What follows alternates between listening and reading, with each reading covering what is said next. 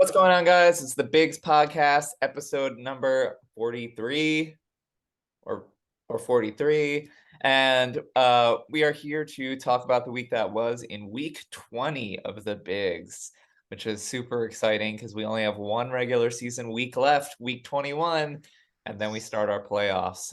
Here with me tonight from Denver, Colorado is Jason Ashby. How you doing, Jason? Mike, I'm doing great. This has been just as wild as I think we imagined, if not wilder. It's been just a crazy, crazy finish to the season. Being down in the trying to fight for the consolation bracket has made it fun to watch what's going on above. So I really kind of enjoyed seeing you guys, move all around the top six and who's gonna make it, who's not. It's gonna be interesting to see what happens in week 21. But let's kick us off here. All right, let's start off with week 20 here. And we're going to start with the premier matchup, maybe of the season. Gotta be. Chris Levy against Joe Schubert. So let's go ahead and share the screen. All right, so we're going to talk about this 10-8 victory for Chris Levy. It was close. Everything was super close. Like when I was researching this, I was like, this could have seriously just gone any which way. Like they tied in 3 categories. I mean, this is And I know wild. Sunday was like the death day for Joe. His ERA on Sunday was 17-18. And I think that's I know his bullpen kind of let him down, and he just had a rough Sunday because I think he was winning at some point on Sunday, and Oh, uh, and things just turned upside down. oh my gosh. Yeah, I actually texted him, and we'll get into this, but I texted him and I was like, how close was ERA going into Sunday because before the Joel Cunell, I don't even know how to say his name, Cunell meltdown, and he was like, "Oh, I had a 150 ERA." So like he was real close. He was right there with Chris, who had a Yeah. 144. All right, so let's get into these stats. Close categories. Chris Levy wins by 2 home runs by a hitter, 2 RBIs, 2 errors. So he had 0. He wins by 0.12 ticks, so 12 ticks on the batting average. He wins by 15 ticks on the on-base percentage. He wins by 2 wins by a pitcher, and 1 home run given up by a pitcher. Like these guys, he gave up 2 home runs. Joe gave up 3. Like get out of here. You can do that in a day. Yeah, like 1 pitcher. Yeah. Joe wins by 1 run, 1 triple. He wins by 0.2 innings pitched. He wins by 3 saves, 7 strikeouts by a pitcher, and 3 relief appearances. They tied, as we can see here in these back-to-back-to-back categories, in stolen bases, walks by a batter, and strikeouts by a batter. This is as close as it gets. I mean, that's what's going to happen. You have your best 2 teams going head to head, huh? Yeah, it was really fun to watch the whole week. On his bench, we'll start with Chris Levy, who won the week. On his bench, he goes 0 for 4. Wow. Nice little 0 with 2 strikeouts. What's interesting is none of it played, except if those 2 strikeouts were in his lineup, he would have lost that category. So That's crazy. good on him benching those 2 strikeouts. This week we are not going to talk about specifically who was added for all of the manager's transactions. What we'll do is we'll talk about the total transactions for that manager for the week. And then Jason and I will talk about some notable transactions. Just things that we, really stuck out to us about who they added, who they dropped, etc. So for Chris Levy, he used 7 ads. He added 2 starting pitchers, 3 relief pitchers, and 2 hitters. None of it was really that notable, except the only player that stuck out to me was Schreiber Yeah, on Boston. And you dropped and him, right, Jason? I did, because I liked the pairing of him and Whitlock because it seemed like those were the two guys that were vying for saves in Boston. But then they started throwing Schreiber in like the fifth inning, the sixth inning, and I'm like, I don't know what's going on in Boston. So I was like, I can't deal with that. Honestly, that's why I dropped him also, because I had Yeah. him before you had him. Yes, you And did. Cora would just bring him in like random He's trying to be middle of the like a game poor scenarios. man's version of Kevin Cash, like, but like he's not doing it as well. Yeah, does he realize that Boston is garbage? Yeah, right. Uh, but it is a notable ad for Chris because it does solidify a bullpen that if we're gonna point a finger at any tiny weakness on Chris's team, I think it was Sure. the bullpen. But I think Schreiber actually kind of shores that up a bit and gives him someone that could sprinkle in a couple saves. Yeah, he got one for him on Sunday. So Yeah, yeah, it was big. Key players for Chris Levy. I mean, when are we not saying this guy's name? His MVP this week goes to Aaron Judge, who had a typical Aaron Judge week. He went 450 average and a 560 on base, 6 runs, a double, 4 home runs, 6 RBIs, a stolen base, 5 walks, 7 strikeouts. Aaron Judge is up to 55 home runs this year. there's not even I can't even mention another player that might vie for the AL MVP. No, Like no. who else? There's nobody else. Yeah. And it's funny that like last year it was Vlad and Shohei, and those two are like nowhere near this conversation this year. Not even close. Yeah. I I saw a stat today. Like he has like 32 home runs since whatever time, and like other Yankees hitters have like 20. Like it's ridiculous what he's doing right Yeah. now. Yeah. He's scorching and he's carrying us. So thank you, Yeah.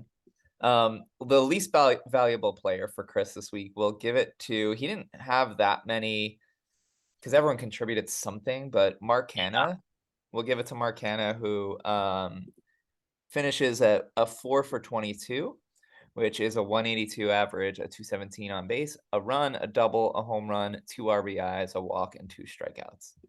Yeah, he was raging hot for the Mets week before, and then he just But fell off a cliff. yeah, Their whole offense did, honestly. So true. Yeah. All right. Cy Young for Chris Levy. We're gonna go with Luis Castillo, who has been really great since joining the Mariners. yeah, Not sure he had a great start today. He did strike out 8, but gave up a couple runs. Luis Castillo this week, though, went 6 innings, a win, a walk, 4 strikeouts, nothing earned, and a 1 whip. His Cy Yuck, we will go with Brad Boxberger. Because honestly, he pitched to a 1.44 ERA. Like, I couldn't find anyone that did poorly this week. no, Between him and Junis, but like Boxberger gave him that loss, so I'm gonna go with yeah, Boxberger here. 2 innings, a loss, 3 walks, 3 strikeouts, a 9 ERA, 3 WHIP, and 3 relief appearances. It's really yeah. not But bad. that's some mean pitching right there. Yeah, he only had 1, 2, 3. He had 4 pitchers give up a run. That's it. The whole week. That's disgusting. Yeah. Really gross. So let's move over to Joe's side here. Joe on the week went 8 for 26 on the bench, which is a 308 average. 2 runs. Yeah, not ideal. 2 runs, 2 doubles, 2 RBIs, a walk, and 4 strikeouts. The RBIs kind of hurt a little bit because the RBIs would have tied that category. So getting those in would have been important. Also the 1 walk would have won the category, but like it's really hard to find that. Yeah, The thing that does hurt, I think, though, is trying to get more of those hits into the lineup. because the batting average and on base was close going into Sunday. It ended close. I don't know if anything would have mattered, but Well, like he had like let's see, on Tuesday I'm looking like Mountcastle was on the bench. Didn't get a hit, but he got an RBI and a walk. yeah. Like, so Wednesday. I think Wednesday it was Gunnar Henderson who was on the bench. Let's find it. Yeah. So Wednesday, Gunnar Henderson was on the bench. with a home run. Yeah, with a home run. Jeremy Pena 1 for 4 with a couple strikeouts in shortstop. I mean, we're just nitpicking here because this Exactly. matchup was so tight. Every single stat mattered. So Yeah. I mean, they both played incredibly. So That again, that's why they're too. yeah. All right. So total transactions this week. Any guesses, Jason? What do you think for Joe? I'm gonna guess that he probably used every single one of them. You are correct. All 12 ads were used, and he split them evenly, 6 relief pitchers and 6 hitters. He did not add 1 starting pitcher. Interesting. Which is interesting because, well, both of these guys barely made it over the minimum. So like, and they both had pitchers going Sunday, which is a little bit scary.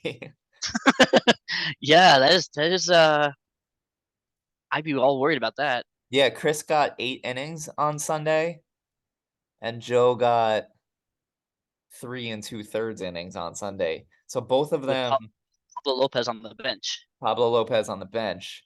So Joe was trusting his bullpen only to get him over the minimum, which they did, but they just imploded a bit.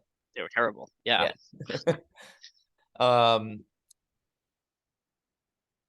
Yeah, so all the ads were used. Here are some notable transactions.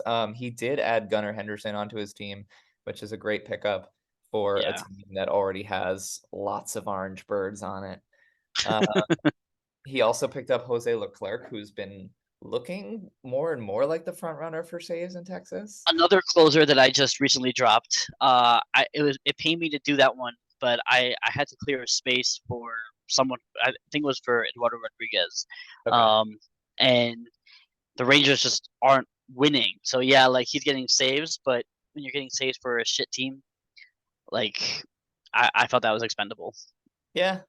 No, I get it. And there was no guarantee. I think when you dropped him, there was no actual guarantee that he was closing. Like Jonathan Hernandez was still pitching pretty well. Yeah. I think Matt Moore was getting some chances. So like Leclerc was just another guy, but right. In a terrible team. A terrible team, but now it looks more and more like he is. Yeah. Yes. The other notable transaction was that Joe finally dropped, not finally, but he dropped Dylan Carlson off of his team. Who he just went on the IL today, so I don't. Good job. Yeah, I don't think Joe's upset at that move at all. Yeah, he's been not so good. Yeah, great job thinking ahead, Joe. Yeah. All right, so let's get into his players here. So for Joe, his MVP, we're going to give it to Ryan Mountcastle, who actually he didn't start for Joe every day. He was on the bench sometimes, because I think, honestly, Joe was trying to figure out, how do I get John Birdie into the lineup? How do I get, all these other guys into the lineup? So Mountcastle, I know he was going back and forth with Pujols too, and there's a lot of moving pieces in this lineup. Yeah. But when Mountcastle was in the lineup, he was productive. He went 5 for 15, 333 average, 375 on base, 4 runs, 3 home runs, 6 RBIs, a walk, 2 strikeouts, and an error. His least valuable player, yikes, Max Muncie. Max Muncie goes 2 for 23, which is a 0.087 average, a 192 on base, 2 runs, 3 walks, and 10 strikeouts. Wow. And, even when Muncie is struggling, you can always rely on his on-base percentage because he walks. Not this week. Yeah, no, definitely not in week 20. Right now, the past couple days, he's 6 for 9 with 3 home runs. Yeah, I watched. He hit 2 yesterday against the Giants. And Yeah. that was huge, but doesn't help for week 20. No, it doesn't help for week 20. And he's not been good at all. He's been horrible all season. Yeah, yeah. I mean, he's So, got a little bit of pop going, and he's taking his walks overall in the season, but his average is just awful. yeah. On the Cy Young side, we had an incredible start this week from Spencer Strider. Yeah, I know. 8 yeah. innings, a win, 16 strikeouts, nothing earned, and a .25 ERA. This was against the Rockies at home in Atlanta, but still, like, that is almost That's Kerry Wood worthy. Almost. yeah, yeah. I mean, it's right there. That's filthy. Just mind blowing. It's so okay. Spencer Strider. So I guess this kid's for real, right? Like, he's gonna like, where's he go next year in the draft? Like, He's gonna go up there, I think. right? I think he is, because I mean, you're looking at a probably front runner of the rookie of the year, Yeah. and like, pitching on the Braves with this strikeout stuff, he's gonna be up there, like top 10 for sure. Yeah. 174 strikeouts in 114 innings. And he It's just added 9 more strikeouts to that today, which was 6 innings. Like, it's absurd. Yeah. And good on Joe for seeing this before Strider was actually a starter. Yeah. Him up, Right. and he was like almost like a Whitlock type bullpen arm, and then they expanded him, and here he is. He's an ace. Yep. Yep. For his Cy Young, we already talked about it. I have no idea how to say his name, but his name is Joel Cuniel. Kunel. Okay. Yeah. Yeah. For the week, he went 0 innings, took a loss, a walk, an infinite ERA, an infinite WHIP, 1 relief appearance. That actually totals to 4 earned runs, 2 hits, and a walk. Nice. So that was all on Good job. Sunday. Yeah.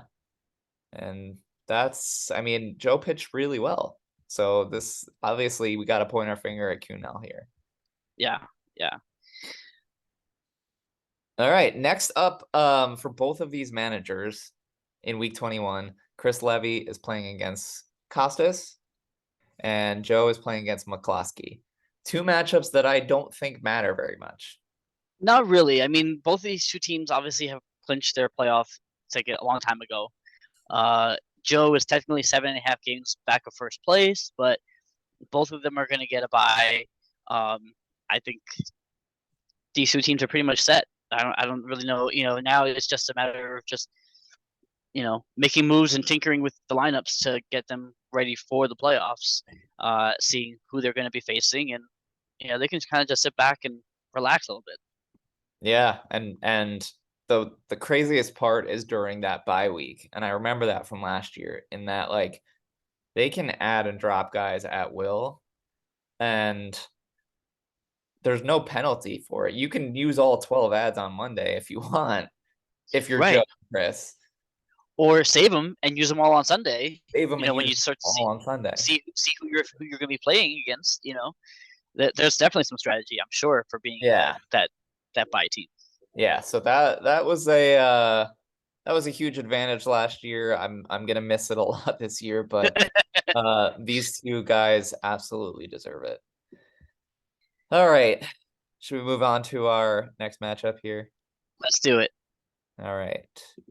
So our next matchup is going to be from between Jimmy Dunlap and Bobby Russo. Jimmy Dunlap takes a major 16-3 victory here, and really just buries Bobby's playoff hopes in the ground, and then, like, puts cement on it, and then hardens the cement, and then, like, kicks And then it. builds a statue over it of himself or something like that. Yeah. Statue over it of himself. That sounds about right. Yeah. I mean, and you and I talked about this off air, but Bobby was literally right there all season. the all entire year. season. Like we thought he was gonna make it, and now he's on the outside of he may be pulling out of the consolation bracket after this week. Like Yeah, he could be. yeah. But it shows how close all these managers were going into Oh like yeah, week, because he was in what, 7th place, and then after this loss he was in 11th. it's Like, crazy. yeah, Just like that. just like that. So 16-3. Close categories there were not many, but Jimmy wins by 2 2.3 of an inning, 2.2 innings pitch, 2 saves, and 2 home runs given up by a pitcher. Lots of twos here. Bobby wins by 1 triple. He also wins by 4 strikeouts. Oh, nope, sorry, not that. That was not close. Nope. That's it. That's the only close That's it. category. And they tied in doubles and home runs by a batter. Look at That's that ERA.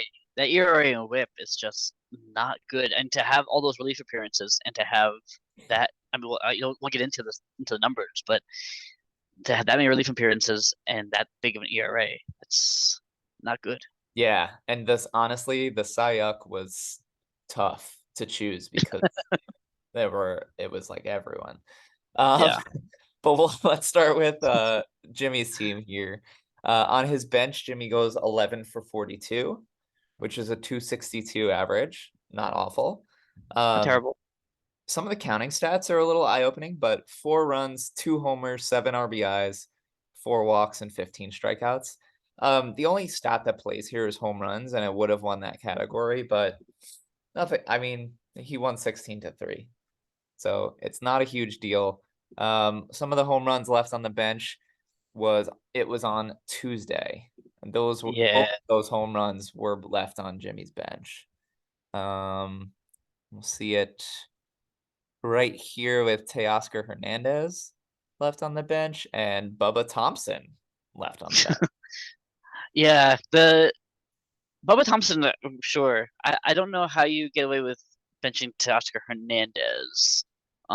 He's been kind of riding Jimmy's bench a bit. Yeah. I mean, I know he hasn't been great, but the power potential for that bat is just so good. Like, Yeah.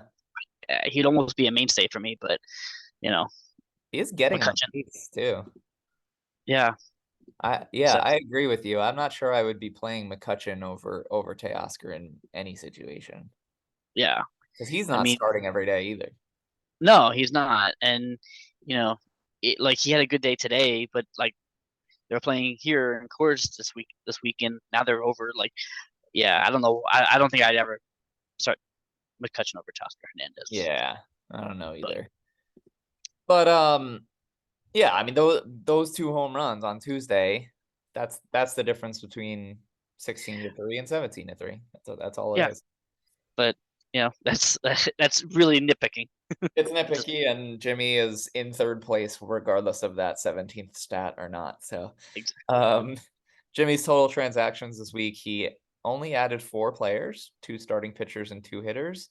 It just goes to show, I think he didn't really work that hard to get this significant victory. It just sort of happened. And we talked about this last week too, and we'll get into it, but Bobby missed a couple of key plays at the beginning of the week. Yeah, and I think that's certainly part of it. I mean, look, Jimmy's roster, especially that lineup, is just ridiculous. Yeah, and Bobby has had a rough go of it.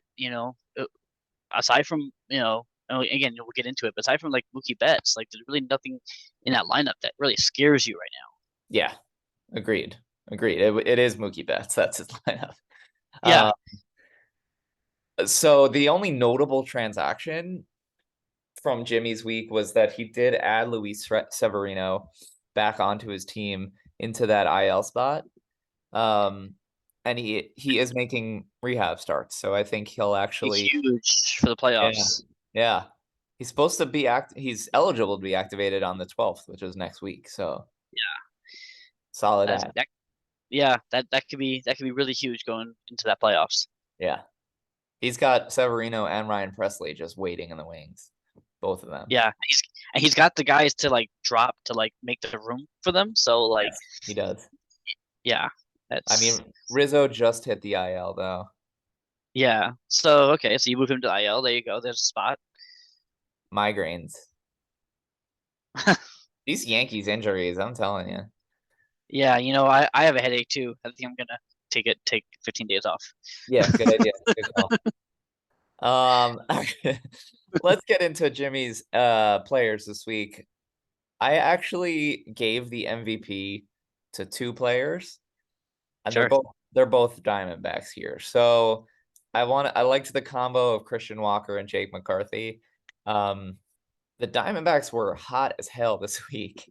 They played really, really well. Yeah, against playoff contending teams. Like that. I mean, look what they did to the Phillies Yeah, a couple weeks ago. Like, yeah. yeah, They scored 25. There was no pitching in that series apparently, but they scored one of 25. those was one of those was Aaron Nola too. Like it Yeah, wasn't just a nobody. Like, yeah. yeah, Yeah. One was Ari Nissman, and then like the next day the Phillies destroyed them 18-2. Like it's yes, but combined, Christian Walker and Jake McCarthy went 16 for 47, which is a 340 average. The two of them scored 11 runs, two doubles, a triple, four home runs, 14 RBIs, five walks, and 10 strikeouts. wow. Just from Yeah, those two Diamondbacks. and what's crazy is like McCarthy. Well, I guess McCarthy played most of the week. He had one day off, but like, yeah, they're hitting. Yeah. They're playing really well, which sucks for them because they've already been in such a big hole and they're in such a tough division. But like playing well doesn't really mean anything. Yeah. No. But I mean, they've got some young players here that they've got a lot to like for going into next year, I Absolutely. think. Yeah. His least valuable player this week, we're going to give it to that man we talked about, Andrew McCutchen. He went 3 for 16. That's a 188 batting average, a 278 on base. He did not score a run. He had 2 RBIs, 2 walks, and 6 strikeouts. Mm. For his Cy Young, let's stay with the Arizona Diamondbacks, shall we? And we're going to go Zach Gallen, who went 14 innings, 2 wins, 2 walks, 14 strikeouts, nothing earned, and a 0.43 whip. Wow. He had like identical. Look at that, identical lines. His last 2 starts. Oh my God. They're identical. Yeah. It's like he just pitched the same game twice. When's the last time we saw that, baseball fans? Right? I can't even think about when that would have happened. Like, but he's been really good. He's been really good. Am I seeing this that he hasn't given up an earned run in? He's up to 41 in the 3rd inning. Oh, Yeah. God. Yeah. He's riding it right now. And this is a guy we were avoiding in the draft because he was on the Diamondbacks. Yeah. He went in the 11th round, and that's been a steal. He's been really good. Yeah. So all the power to you there, Jimmy. Yeah. The Cy Yuck, we're gonna give it to Drew Smiley. He only lasted 2 1/3. Took the loss, gave up 3 home runs, which is yucky. 3 walks, 3 strikeouts, 27 ERA, and a 3.43 ERA. That was against the Cardinals in St. Louis. Yeah, not a big surprise. I've never been a believer in Drew Smiley. Yeah, no, me neither. I guess he was, he was really trying to win the innings pitch since that was close because And nothing else really mattered. Yeah, and what he said, he won by 2 2/3. So that was a difference right there. Yeah, it is. So that kind of wraps up Jimmy here with his players. Again, he had a really nice week. I think the Diamondbacks are the reason why he won this big. Yeah, And Jimmy's now a Diamondbacks fan. yeah, I guess so. So let's move over to Bobby here. On his bench, Bobby went 9 for 24, which is a 375 average. 2 runs, 4 doubles, a home run, 6 RBIs, 2 walks, 2 strikeouts, and an error.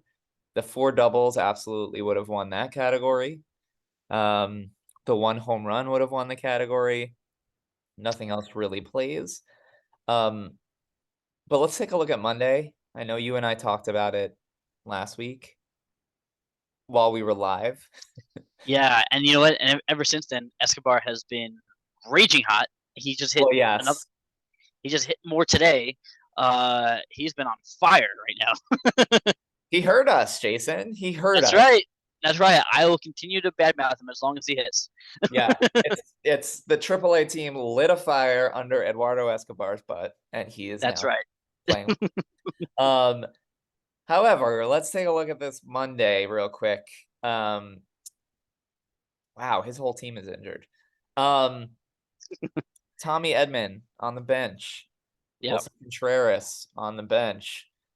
We talked about this on air, but they went a combined 4 for 10 with a run, 3 doubles, 3 RBIs, a strikeout. He had catcher and second base open. So this is a Monday. Yeah. And just to give a sneak peek into this week, but he did the same thing this week too, like where he had 2 open positions and didn't fill them. So I'm not really sure what's going on there, but especially in week 20 when he was still technically vying for a playoff spot. Correct. Yeah. That's where it hurts the most. And like the 4 doubles, he only needed one of them to win the category. Like there had to have been a way to get one of those doubles into the lineup. Yeah, there was another double left on the bench Wednesday. I believe that was Escobar. He also left Escobar on the bench on Friday, and he hit a home run, 3 RBIs. Brian Hayes 0 for 2 with a strikeout at third base. I think this is like his bugaboo this year, like when to play Escobar, when to not play him. In total this week, but believe it or not, though, he used 8 ads. So he was competing, but I think it was kind of towards the second half of the week. He added 5 starters and 3 hitters. Nothing notable, nothing to write home about. What's interesting, though, is that he did use 5 of those ads on starting pitchers and still couldn't win innings pitched, wins, or strikeouts. The 3 quantity stats. And yeah. 5 ads on starters and you can't win those stats. That's a problem. Yeah, that's so bad. I don't know what to do about it. I mean, I guess home runs given up was kind of close, but like why are you not throwing everything you can Saturday and Sunday, add every starter that's available. What do you have to lose? Right, even if you give up the home runs, you're gonna get innings, you're gonna get maybe you get some wins. Yep. Like chase strikeouts. Yeah. But yeah, it is what it is. For his players this week, we're gonna give his MVP to that man, Tommy Edman, who we could only imagine his stats would probably be better than this had he gotten into the Monday game. But while he was in the lineup, Tommy Edman goes 9 for 20, which is a 450 average and a 476 on base, 4 runs, 3 doubles, 3 homers, 5 RBIs, and an error. We could have given it to Mookie Betts, who had a really nice week as well, but Edmonds did a little bit of everything. He also had a higher average, higher on base. So, for his least valuable player, there were a bunch. But I'm gonna go with the name here, and we're gonna give it to Josh Bell. Which you could have given it to Christian Yelich. You could have given it to Brian Hayes, who didn't have a hit all week. Could have given it to these guys, but Josh Bell, I don't know, 4 for 22. Yeah, he just hasn't been good since coming over from Washington. Like he's been a completely different player. Yeah, I mean, I don't know how close the Padres are to contending, but like you would think he would have some extra motivation to help. They're right in the thick of the wild card race. So yeah. So again, that's a 4 for 22. So that's a 182 average. And that is a 3.0. What? Why can't I see that? 308. on base. Thank you. 2 runs, 2 RBIs, 4 walks, and 7 strikeouts. Not what you want from your first baseman. No. Okay. Cy Young was really tough. We are going to give it to Yimi Garcia, his middle reliever, who wins Cy Young. Wow. But look at that line though. That's it's a good line. 5 Yeah. innings, 2 wins from a middle reliever. A walk, 3 strikeouts, nothing earned, and a 0.40 whip with 3 relief appearances. So he came in 3 times and he won twice. That's Yep. pretty good. So let me scroll down a little more. And we'll take a look at some of these Cy Yuck candidates. Yeah. I wrote everyone else wins the Cy Yuck. That's gonna result in a 6.5 ERA. Like, yeah. So you got Tyler Mahle here, 2 innings and a loss. You have Sandy Alcantara, who's usually incredible, 5 innings and a loss and a high ERA. You have Woodruff, who's usually reliable, 5 2/3, a loss.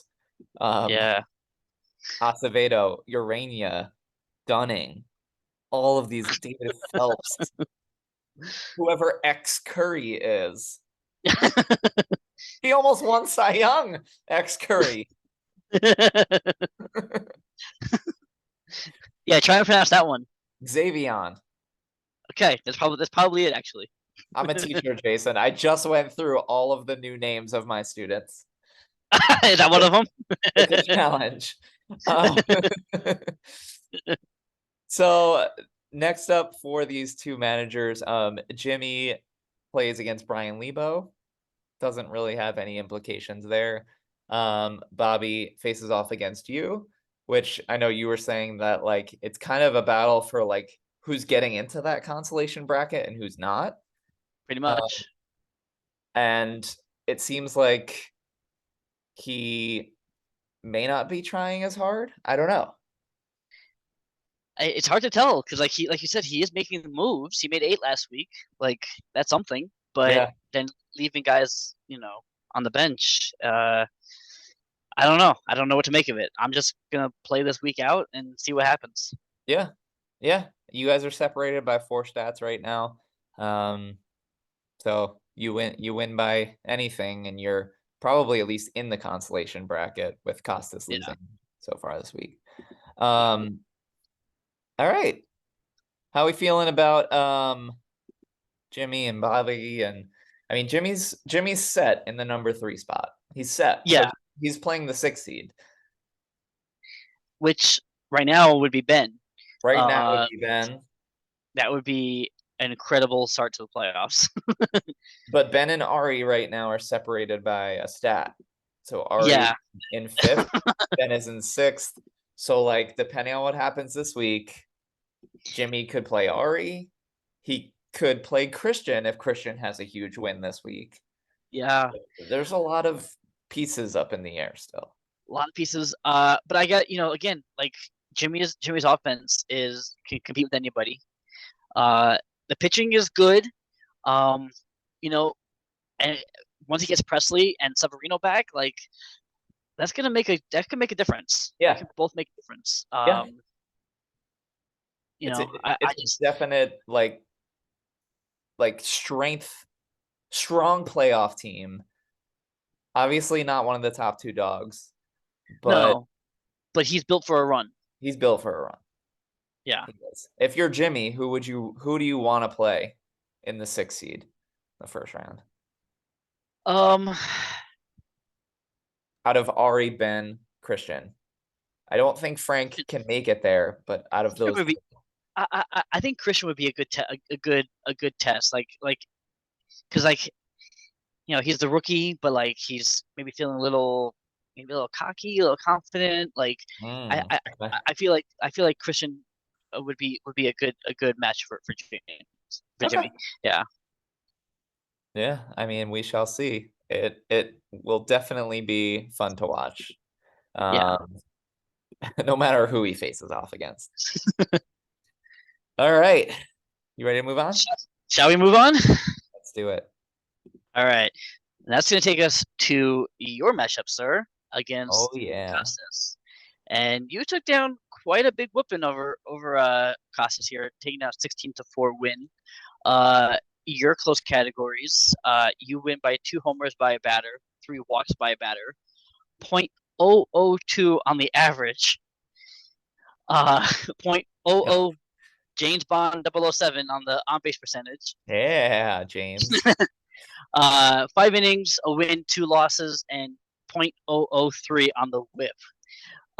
Lot of close categories here. Way to sneak those out. I know Sunday was really tense for you. God, that Yeah. it was that stupid Mariners game that was delayed for 3 hours. That never should have come back. Like, So I'm like up by batting average. I'm up by on base percentage, but not by much in either one. By like I may have been tied in one of them. And I still had like 5 innings left of Julio and Haniger. And I was like, oh my God, they're gonna go 0 for 6. I'm gonna lose both of those. I had Eric Swanson still in the bullpen, and Whip is pretty much what you're looking at right now. Whip was tied with me in the lead. So it was tied in my favor. But I was like, oh, Swanson's gonna come in and give up like a hit and a walk, and there we go. So that's 3 categories lost. So and he did. He gave up a hit, and he gave up a run, but he gave up a run? On Sunday, he had a 9 ERA. Oh, I guess he gave up a run, but only 1 hit. I think it was only 1 hit. Because whatever he did, it kept. I don't know how, but it kept Whip tied. Maybe I was up by like .001 or something. Yeah, he only gave up 1 hit. Yeah. So for a second, 1 hit, 1 run. There must have been like fielder choices and sacrifice flies because he didn't give up a home run. So. Yeah. No. Yeah. Yeah. Great job to just sneak that out though on Sunday. Lots of race within. Casas wins by 1 RBI and 2 errors. You guys tied with 0 triples.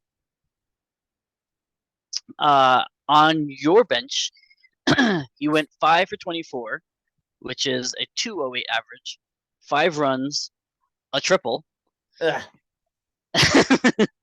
2 homers, 4 RBIs, which would have flipped the category, 3 walks and 3 strikeouts. So it's the triple and the RBIs. Brandon Rogers on Tuesday. Any regrets? I mean, honestly, Josh Rojas has been so hot for me. Like he doesn't deserve to be benched for Brendan Rodgers. Brendan Rodgers didn't deserve to play over Rojas. We talked about how well the backs have been playing. Yeah, and Altuve is never gonna be benched. Bobby Witt is not always great, but like he can hit a home run, steal a base any day of the week. Like I have to play. Right. Yep. So there's really not a place for Brendan Rodgers. He's more of like a depth piece right now. Yeah. And then like the home run by JD Martinez on Wednesday, we were talking about how bad he's been, and there he goes hitting a home run, and that RBI would have tied that category up. Home run from Eloy on Saturday. So there were a couple of things, but overall it was a pretty dominant week. The Saturday situation was interesting because the Red Sox game started at like 4:00, I think, and the White Sox game was later, like 8:05, something like that. And Eloy was hurt like day to day the day before. Mm-hmm. So he was on my bench, and then suddenly he was healthy and hits a 3-run homer. But it happens. You do. You still walk away with a quadruple up. So Yeah. You did make 11 ads, 8 starters, 3 relievers, and you dominated in relief appearances. So I guess you didn't really need to go too heavy on the relief ads. No hitters, which I thought was kind of interesting. Yeah, I think my offense is pretty much set. I don't really see myself adding many hitters at this point. Yeah. I wouldn't want to face it. I'm glad I'm done with you. um, Aaron Savali hits the IL like 10 minutes after you added him. I've been there. I've been there with him, with Savali. I've sworn him off. Yeah, here I am chasing innings pitched, wins, strikeouts. I'm chasing all of it. So I added Aaron Savali like a day before he was supposed to start, thinking I was smart, and then 10 minutes later he's injured. Yep. So. Yep. I've been there. And I thought the Joe Jimenez ad was a good ad to kind of complement with Soto. Yeah. He's no longer on the team, but I am glad I added him. At the time, it was savvy. Yeah, thank you. Let's hit your key players here. And you mentioned him. Jose Altuve will be your MVP. He hit 476 with a 542 on base, 7 runs, 4 doubles, 2 homers, 6 RBIs, 2 steals, 3 walks, and 3 strikeouts. That's the Altuve you want. Yep. Yeah. Yes, it is. Yep. I reaped that last year, and he's doing it all again this year. He's having a fantastic season. Yes, he is. Your least favorite player, we're going to give it to Matt Olson. He did not have a good week. He batted .053 with a 217 on base, 3 runs, 4 walks, 7 strikeouts, and an error. Yuck. As a Mets fan, I'm glad to see that, although it didn't really impact the Braves' performance at all, but whatever. No, it didn't. Yeah. Your Cy Young is a guy that I had once. Logan Gilbert went 6 innings with a win, 1 walk, 9 strikeouts, nothing earned, and a .5 WHIP. That was against the White Sox. Just a good. Oh no, sorry, that was against the Tigers. A good start there. It's funny. His line from that start and his line yesterday are very, very close to being the same. Are they? Yeah. Oh my God. What's happening? Almost identical. Yeah. Wow. Your Cy Young, I'm giving it to. You tell me who you want to give it to. I had either Nick Martinez or Gregory Soto. I gotta go Soto. The 2 saves from Martinez, and yeah, I think he gave up those runs in one. Was it one game? Yeah, it was just the one game, and he still got the save for me. I'm beginning to think that I need to bench Gregory Soto on Sundays. He's not a Sunday streamer, huh? No, like this guy implodes every single Sunday. Here it is on the 4th. Here it is on the 28th. It's every Sunday. Yeah. Interesting. Maybe he just doesn't like Sundays. Maybe. All right. Yeah, so Gregory Soto. All right. Yeah. 3 innings, lost a save, 5 walks, 5 strikeouts, a 6 ERA, and a 3 WHIP over 3 appearances. Yeah, that's why you pick up Jimenez. It is. Yeah, it is. I mean, I don't know. I think we'll flip over to Casas here, and on his bench, he goes 2 for 8, which is of course a 250 average. 2 runs, a homer, 3 RBIs, a steal, 4 walks, 4 strikeouts, and an error. The walks, would have flipped the category, but he would need to get every single one of them in. So, so that would have been tough to do. The strikeouts, if he had gotten those in, those would have flipped the category into your favor. So, all in all, it ends up being a good bench week for Casas here. Yeah. He did use all 12 of his ads, 8 hitters, 3 starters, and a reliever. I guess he kind of punted relief appearances, so why bother? Yeah. Some notable ads. He added, talk about Diamondbacks, this kid Stone Garrett, which is a great name, by the way. Like, I want that name. Yeah, it's an awesome and he hit a solo home run the day he added him. Brain Bayo was great coming off the IL for a start for him. And then Alex Lange gave up a homer, took a loss the day that he added him. So some good ads, some bad ads. Overall, nothing really noteworthy. We'll hit his key players here. His MVP, we're gonna give it to Joey Meneses, is how we're saying his name. Yeah, this guy tortured me. Yeah, he tortured the Mets too. Yeah. 5 runs, 3 doubles, a homer, 6 RBIs, a walk, 7 strikeouts, an error, a 310 average, and a 333 on base. Like, and he's like 30 years old, and he's like become the Juan Soto replacement. He's doing a pretty good job. Yeah.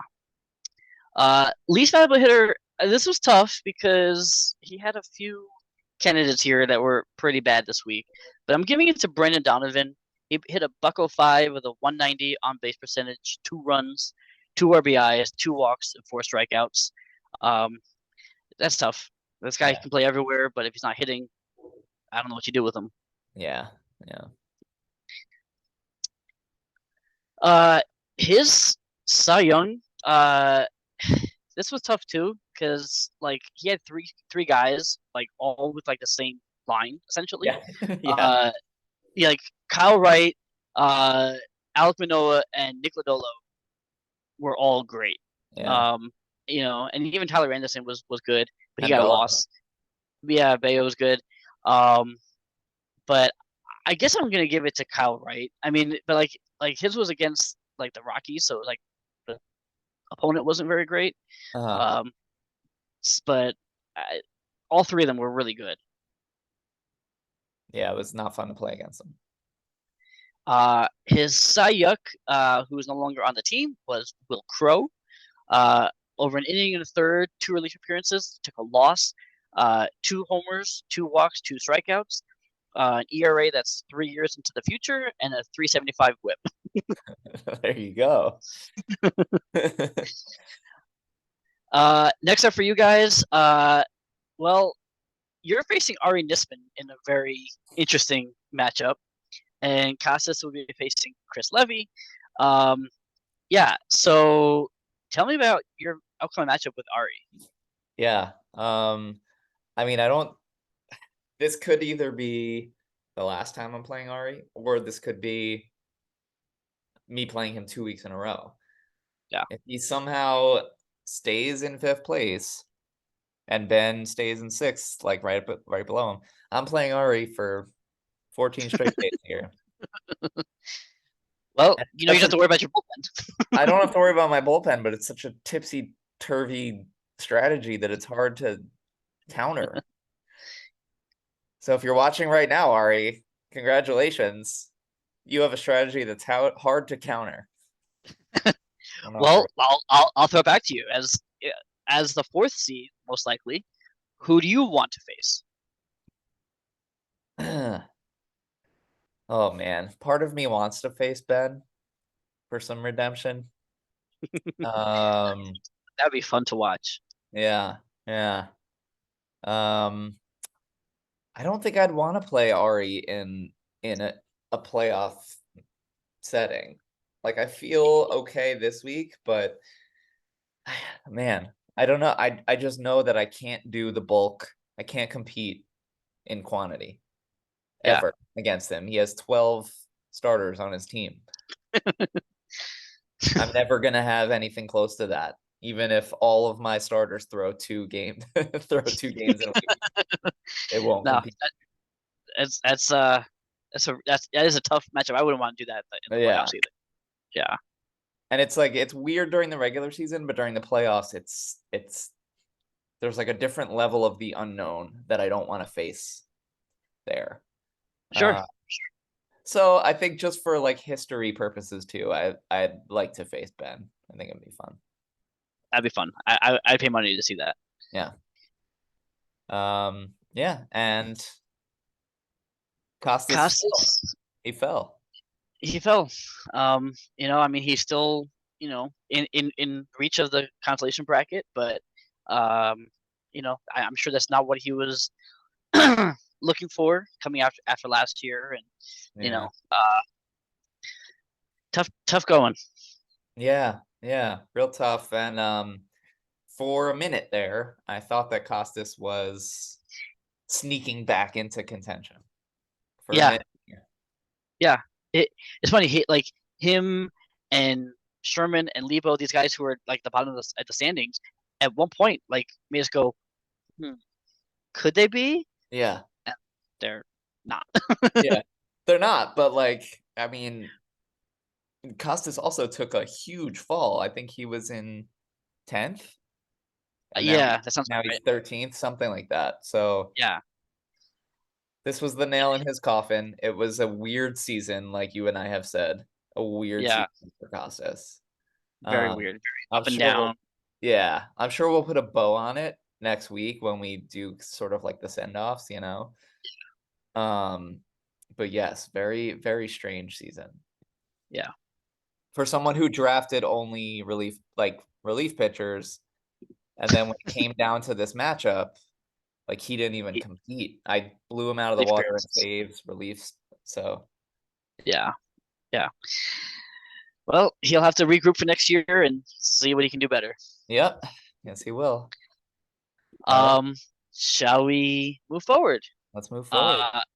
That's going to be your current opponent, Ari Nissman, taking a 12-7 victory over Mike Sherman. This was fun to watch. Two veterans of this league going head to head. You know, and Sherman being out of it, maybe that played into it, but it was still a really good matchup. Yeah. Ari kind of, I won't say cements his spot in the playoffs, but it's definitely he's right in there. And Oh yeah. what a story! What a story! Close categories. Ari wins by 3 doubles, 2 errors, .002 on the average, 2 wins, a loss, 4 walks by a pitcher, and 3 strikeouts by a pitcher.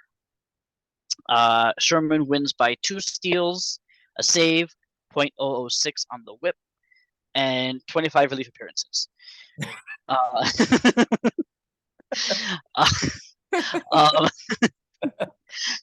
they tied in triples with 0, and they tied in home runs by a batter.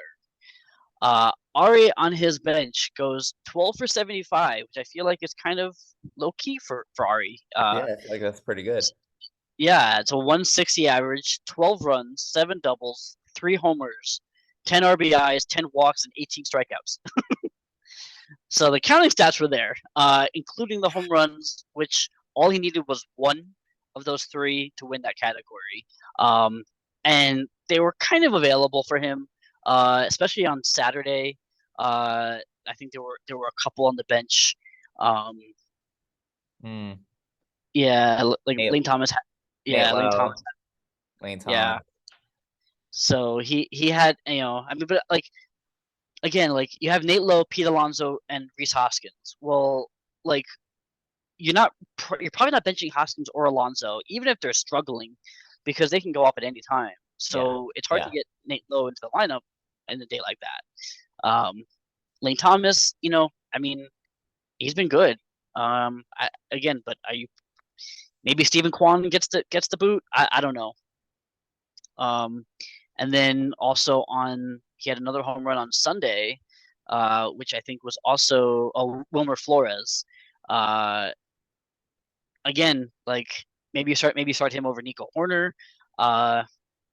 Yeah. It's tough. It's tough. It's tough when But you like we've said it so many times on the show, but he has so many decisions to make every single day based on matchups. yeah, That's a and like I lot. don't know who was pitching for the Phillies that day, but if it was a lefty, Wilmer Flores has always hit lefties well, so maybe that's the time you start him and not Nico Horner, but or Emmanuel Rivera. But again, it's so hard to like cherry pick who you're going to start and who you're not going to start when you have that many decisions to make. Yeah, that's true. So he made 6 ads, which is notable in and of itself because I think it's probably a season high, off the top of my head. He added on Sunday. He added Dylan Bundy, Adrian Martinez, and JT Brubaker, all 3 starts on Sunday, and they were all pretty good. So good on him for streaming those. And basically he won innings with those 3 starts. So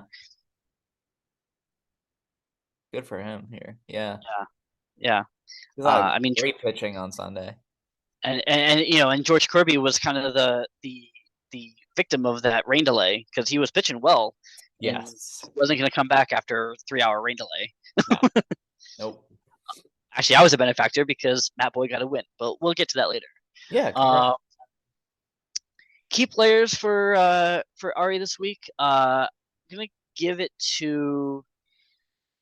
This was tough because both of these teams hit under 200 this week. So yeah. Pick your favorite hitter. I went with Tyler O'Neill.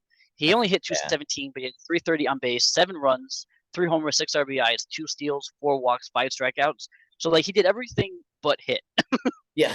That's funny. So everything he hit was a home run basically. He had a good week that his batting average was not great.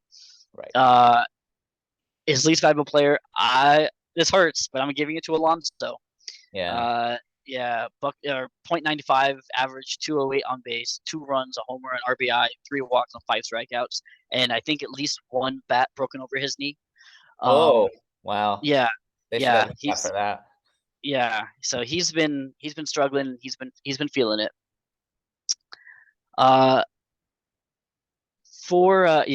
It's just not been good. I mean, he finally came through a little bit today, but it's really been a struggle for him this last couple of weeks. Yeah. Pitching side, on the other hand, he had some good candidates here, but I am going to go with George Kirby, who could have gotten better if that rain delay didn't happen. But he still pitched a total of 8 innings, got a win, a walk, 7 strikeouts, a 1.13 ERA, and a .75 WHIP. If you make that 1 start, that's a fantastic start. It was over 2 starts, but it wasn't his fault that he couldn't finish that Sunday start. Yeah, definitely. And the Cy Young, we talked about what the Diamondbacks did to Aaron Nola, and there it is. 4 innings, a loss, a homer, 5 walks, an 18 ERA, and a 250 WHIP. He got clobbered by the Diamondbacks. Yeah. Wow.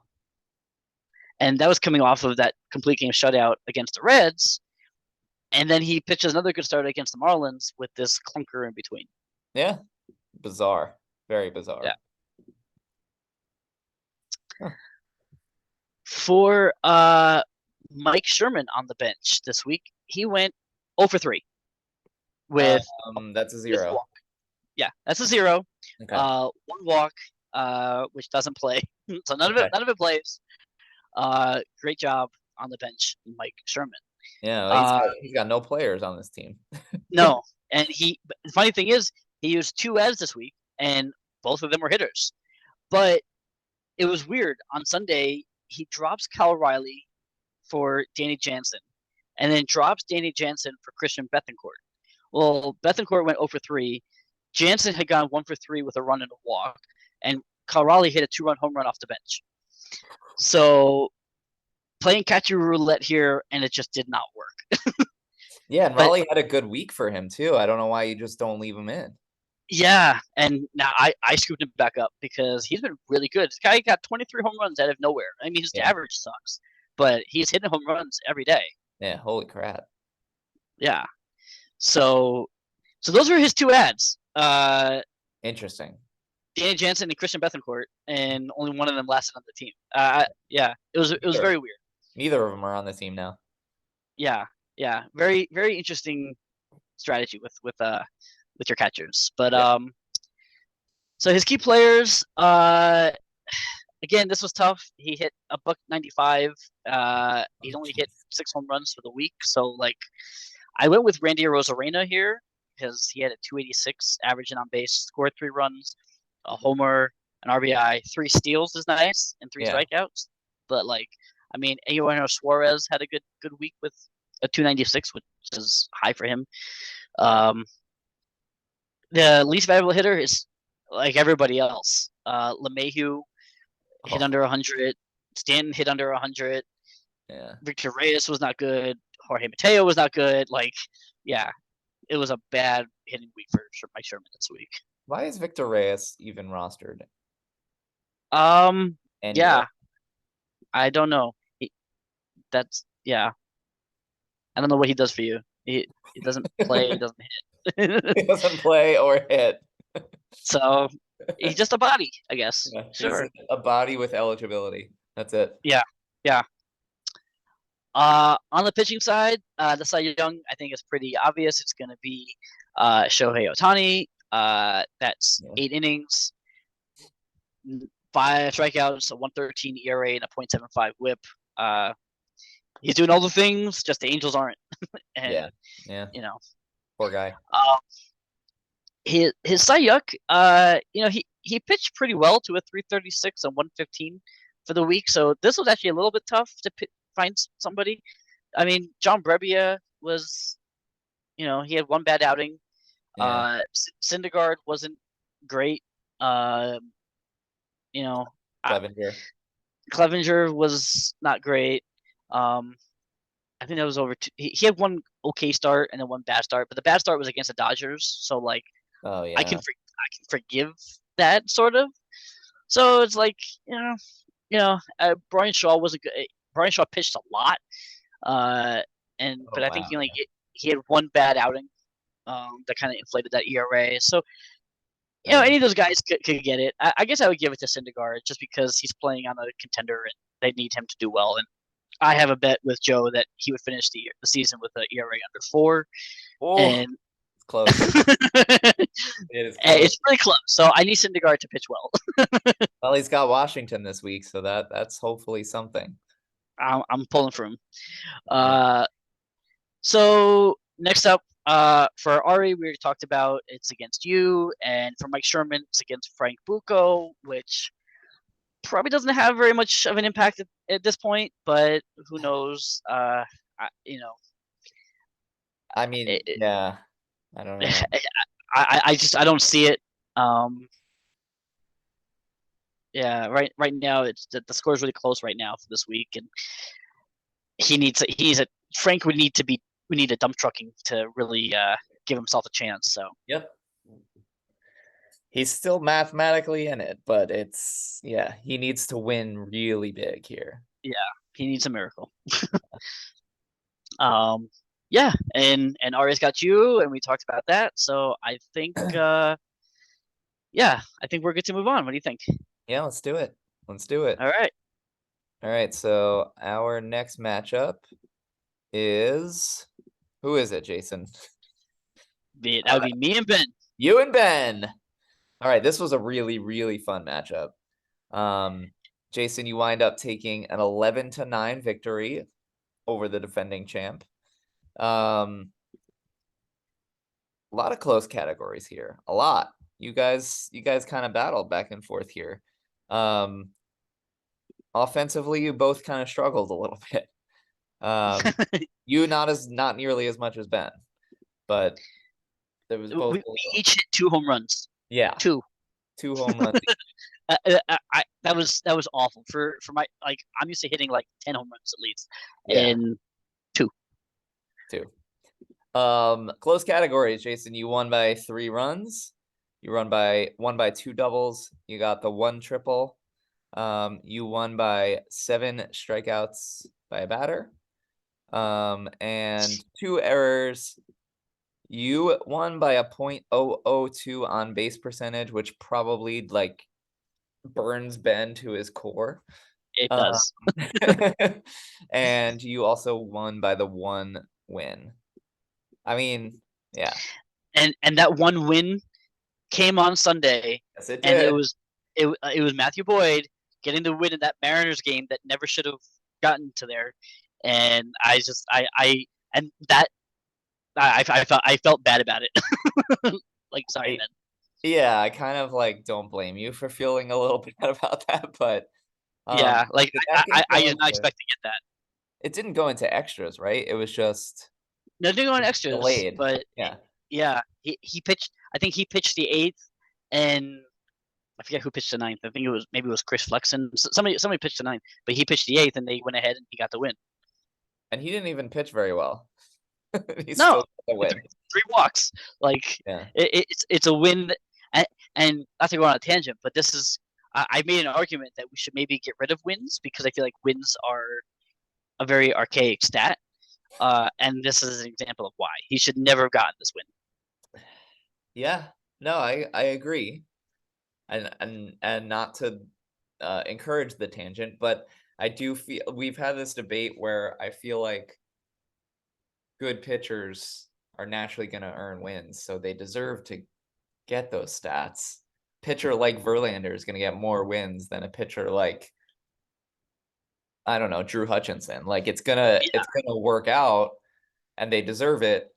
I don't think it's meaningless. I think it's just, I don't know. I don't know how to describe it. It's just it's not always a good gauge as to how well Yeah. your pitches are. And a guy can give up 7 runs and still get a win. Yeah, And you're I right. don't think that's deserving. But yeah, and no, I mean I don't want to keep going with it, but yeah, yeah. I'm right there by with the way, you. the triple also was like, it wasn't Corey Seager, it wasn't Luis Robert, it wasn't no, it was Kyle Schwarber. Kyle Schwarber was my triple. Oh, I'm not looking at matchup. Kyle Schwarber got the triple for you. Yeah, like if anybody was gonna get a triple, like that's the last guy I would have picked. And I saw that come through, and I was like, okay, I'm gonna win triples because of Kyle Schwarber. I want to see a video clip of him running the bases. And like he didn't give me any home runs, or he gave me one home run, one home run, and one triple. Yeah. Pretty awesome.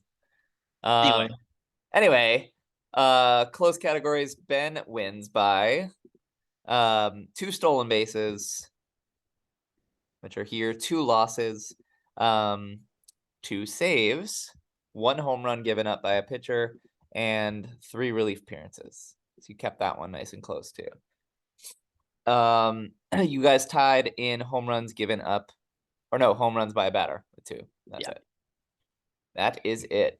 All right. So Jason, for you on your bench, you went 3 for 10 with a run, an RBI, and 3 strikeouts as a 300 average, but none of it mattered at all. Nothing plays. You used 11 ads this week. 5 starters, 4 relief pitchers, 2 hitters. Your notable transactions, we already talked about 2 of them. You dropped Schreiber and Jose Leclerc. Yep. The Kyle Radish was interesting. So I wanted to ask you about that, because you added him, but then dropped him before his 7 scoreless inning start against Cleveland. Yeah, I was unsure about that. My ERA was a disaster, like from the get-go of the week, and I figured, okay, first I was like, he's pitching against the Blue Jays, and I figured that might not go well, and I was like, well, my ERA is already screwed, so who cares? But we were also close in wins and losses, and I didn't want to risk him taking a loss. That didn't work out. What day was that? Was that Sunday? No, it was earlier. No, right? I think it was like Tuesday or Wednesday. It was sometime in the middle of the week. Oh, okay. It was early. Yeah, and I forget who I added. Whoever I added for him, I think was also not was not good. Oh, okay. Oh yeah, I Luke Voigt, and okay. I think he went like 1 for 4. Like it was just it was not my best ad.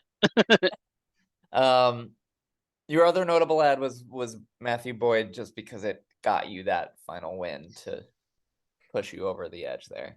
Yeah, I saw when you had added him the week prior, and I was like, like that's a good ad. That's a good get. And then when you dropped him, I was like, all right. Like even if he's pitching, like he's not gonna get saves on the Mariners, but if he goes, if he's a bulk guy, or something like that in the middle of that bullpen, maybe he gets a win.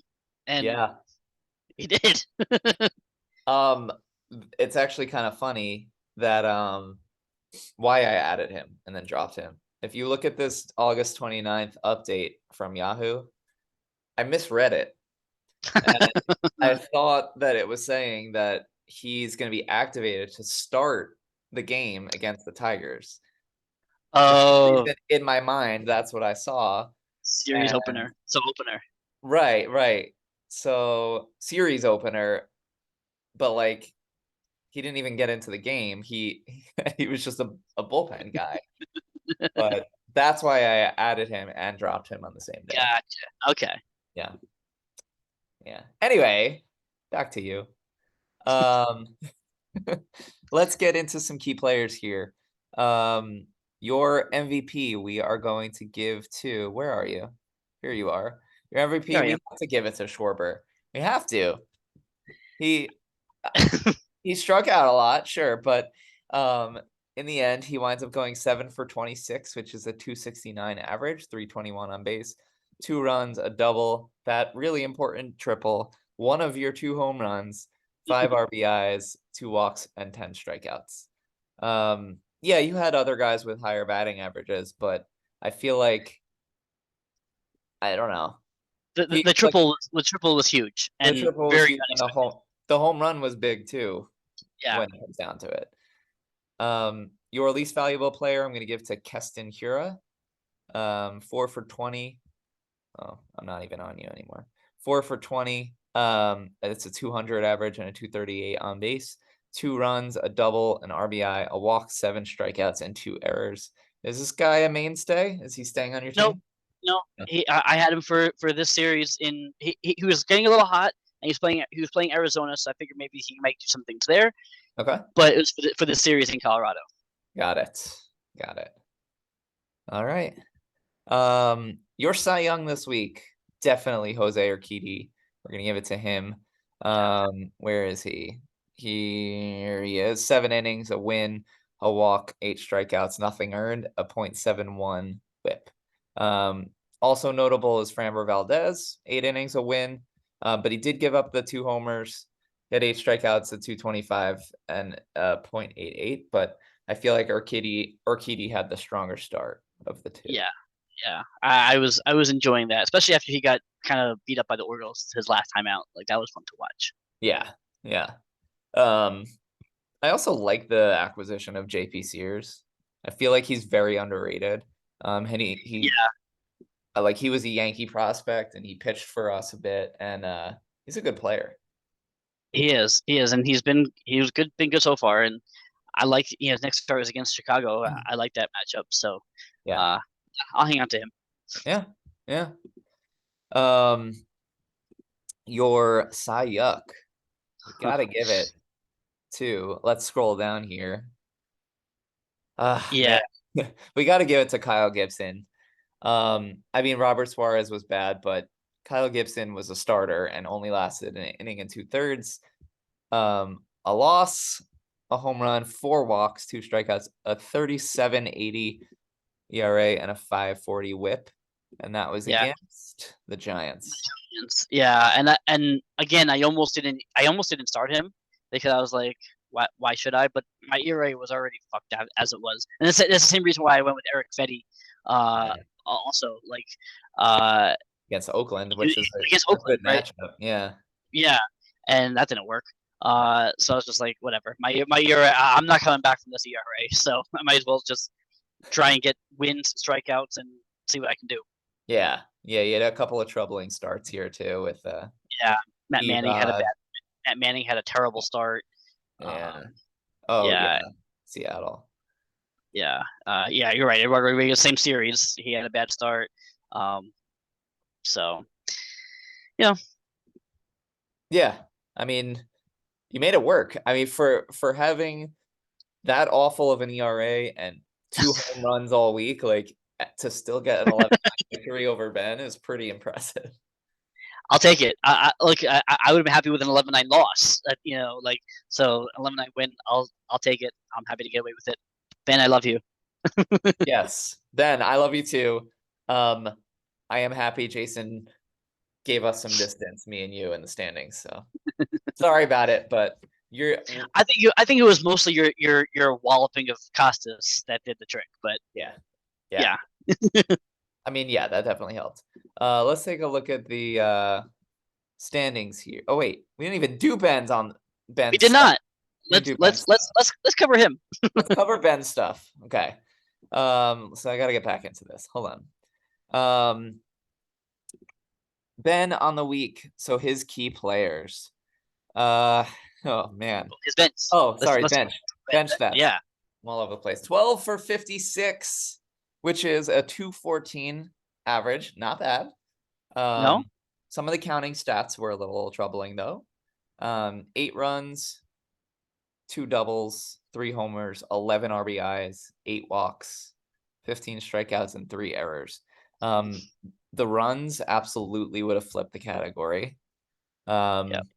The doubles would have tied the category. 3 home runs on the bench. Yeah, all you needed was You one. win that. 11 RBIs on the bench. Yeah, it doesn't make a difference, but you make it a little bit more competitive if you can get some of those in there. Mhm. The 8 walks is kind of painful too, because you're losing on base percentage by 0.002 ticks, and you're benching 8 walks. It's tough. Yeah. We probably only needed 1 or 2 of those to make the difference. Yeah. So let's talk about his Tuesday. So Ben on Tuesday, Jock Peterson was left on the bench. Carlos Santana was left on the bench. It's a couple home runs and RBIs left on Yeah. the bench here. Yoli Taveras was not good. Yeah. Gurriel was Jesse Winker was 0 for 5 with 2 strikeouts in left field. oof. There were definitely some moves to be made here, but like we've talked about this with other people, and we've talked about it with Ben, that like when you have this long of a bench, this is tough. It's gonna happen. It's gonna happen. You know, and look, Jock Peterson, like he didn't start the game, so like okay, Yeah. you don't start him, but Santana, again, this is what you get. You have Santana and Gurriel, like me trying to mix and match that is tough with everybody else we have on this team. Yeah, it's true. Peterson was benched again on, I believe it was Friday. Let's take a look at Friday. Yeah, this is the big one. Yeah. Peterson on the bench. He's all season long. He's had a tough time benching and starting this guy. Yeah, and I feel bad because like he'll have a great day and then he won't play for 4 days in a row. Like he doesn't have regular playing time, so I don't. It's almost like when he is in the lineup though, like Ben has to get him in the lineup. And honestly, like that's why I've avoided Giants hitters, because that's how Gabe Kepler plays. He rotates guys in and out in the game more than any other manager I've seen. But he's one of your like scariest hitters on the Giants, right? Yeah. He's not in the starting lineup at all in the Dodgers series. maybe he didn't want to face his old team. Yeah, I guess he was scared of them, but like at Dodger Stadium. Did they only play lefties? Was that it? I don't know. I know they do have a lot of lefties in that rotation, actually, so maybe. It may have been Kershaw, Urias, and like Tyler Anderson or Tyler Anderson, yeah. Yeah. Could have been. Yeah. So yeah, I don't blame Ben. This is a tough guy to own if he's not gonna start, if he's not gonna like get regular playing time. Yeah. Yeah, so those were like the 2 big days, the 2 sort of like Jock Peterson benchings, and that Carlos Santana one. All in all, Ben used all 12 ads. He added 6 hitters, 4 relief pitchers, and 2 starters. Nothing was really notable as far as his transitions go. These were like transient guys that he added just for this week, and then he kind of let them go, and nothing's really right about. There's really none of them that like I went, oh man, I actually grabbed him. Like there wasn't really anything that I caught my eye while I was playing. Right. Key players for Ben. It's interesting, but I guess we gotta give it to Jock Peterson, the MVP here. I am sorry, Ben, but we have no choice here. When he was in the lineup, Jock Peterson went 4 for 11. That's a 364 average and a 462 on base. 2 runs, a homer, 6 RBIs, a walk, and 6 strikeouts. But if you added that 1 home run, 5 RBI game into it, like this week was a little different. Absolutely. His least valuable player is someone that's actually been his MVP many times this year. It's Randall Grichik. He went 3 for 19 this week. It's a 158 average and a 158 on base. One run, 7 strikeouts. That's it. Well, it's because I dropped Grichik and then he went to Ben's team, so that's why. Ah, got it. Got it. That's what happened. That's it. Cy Young this week. This was difficult. I didn't really think anyone was too impressive this week. I gave it to Taylor Rogers because I think he had the most impact as far as like decisions go. He went 2 1/3 innings. He got a win for Ben and he got a save for Ben. 4 strikeouts, nothing earned, a .86 whip, and only 2 relief appearances. But when you get into the game twice and get a win and a save, it's meaningful. Kershaw pitched well, but didn't factor into the decision. Scherzer was fine, but didn't factor into the decision. Miles Mikolas had 2 starts and was mediocre in both. Yeah.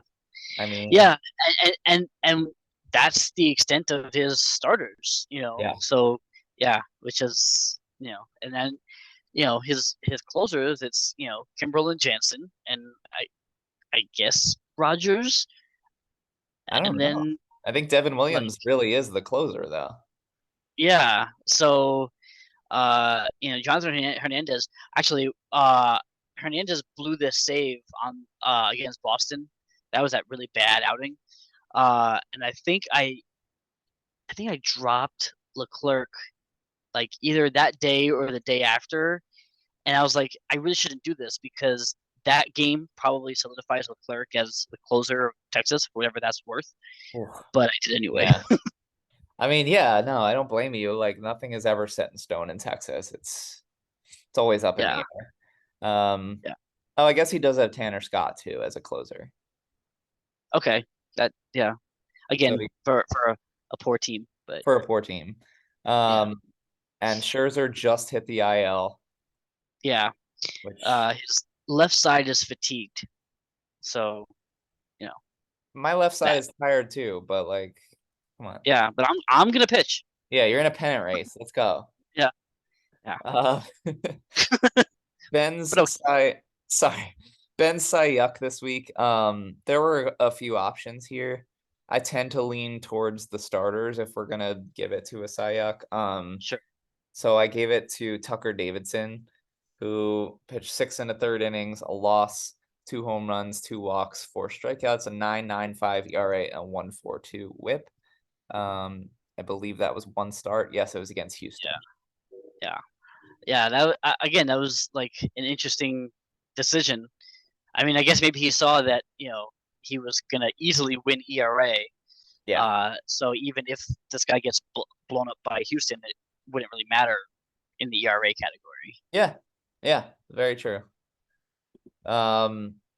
Next up for both of you, you are playing against Bobby, which we talked about, and Ben is playing against Josh, and this is a big matchup for Ben. Yeah, it is. I don't think that Josh has much of a chance here. He's not mathematically eliminated, but like we'll talk about him when we talk about Frank too. Like they're in the same category here. But Ben needs to do some work here. Yeah, I agree. I think he's gonna make it into the top 6. Oh, I do too. But what happens after that? Yeah, it's a little rough right now. Yeah, I think Ben is gonna make the playoffs. But he can't get destroyed by Josh. He can't. No. And if he does and Christian takes a win, then we're looking at something different here. But all Ben has to do is kind of hold serve, like take a 10-9 loss. Who cares? Like you're gonna be fine with that.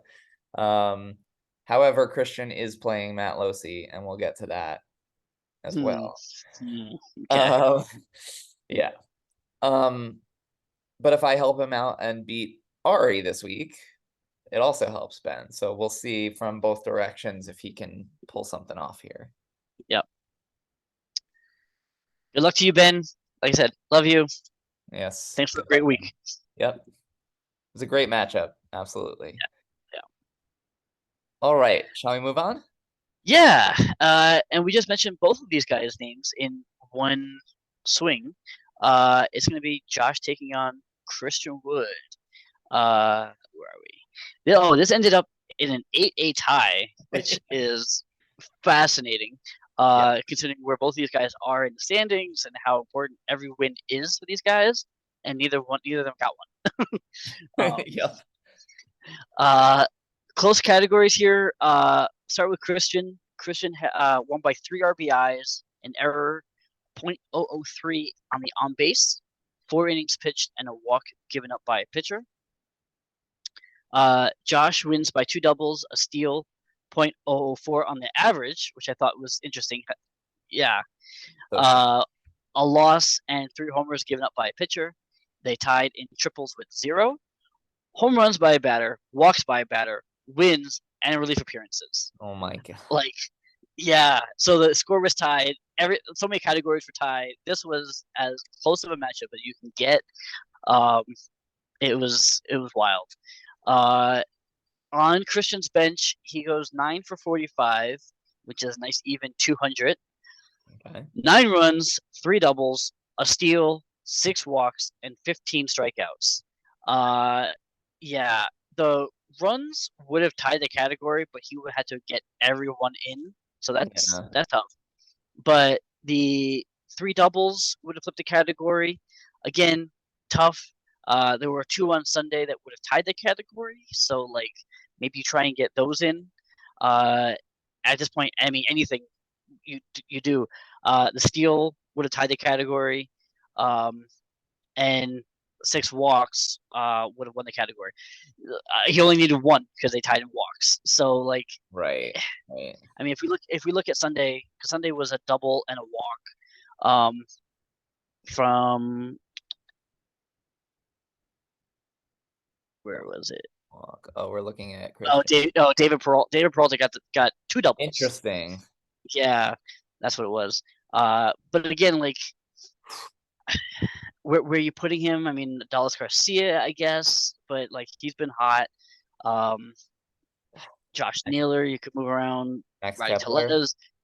Kepler, but like Kepler had a good day too. Yeah. You know, he went 2 for 5 with a run scored. So like, yeah, it's a dart throw. It really is. Yeah. This is another team with a nice sized bench too. So yeah, and it just makes those decisions super difficult. Yeah. And you know, if you get it right, it's great, and if you don't, it sucks. Yeah. Couldn't have said it better myself, Jason. Thank you. He did use 7 ads this week, 4 starters, 2 hitters, and a reliever. I thought it was funny that he added Jason Alexander to go against Jason Alexander. Yeah. He was good in the first start of the week, but then bad in the second start of the week. He picked up Jose Siri. Didn't play him though. He picked him up like middle of the week and just never got him into the lineup. Oh. Yeah. And he picked up I think it was for Saturday start was he picked up Jonathan Heasley and Michael Pineda in the same game. Those Royals and Tigers. Yeah. And one worked and one did not. No. And we'll get to that in more depth in a moment. But I thought that was an interesting strategy for Christian. Waiting for those wins, I guess. Yeah, so you gotta hope that one of those guys is gonna win because they're both playing against a shitty team. So maybe somebody wins. Yeah. Didn't happen.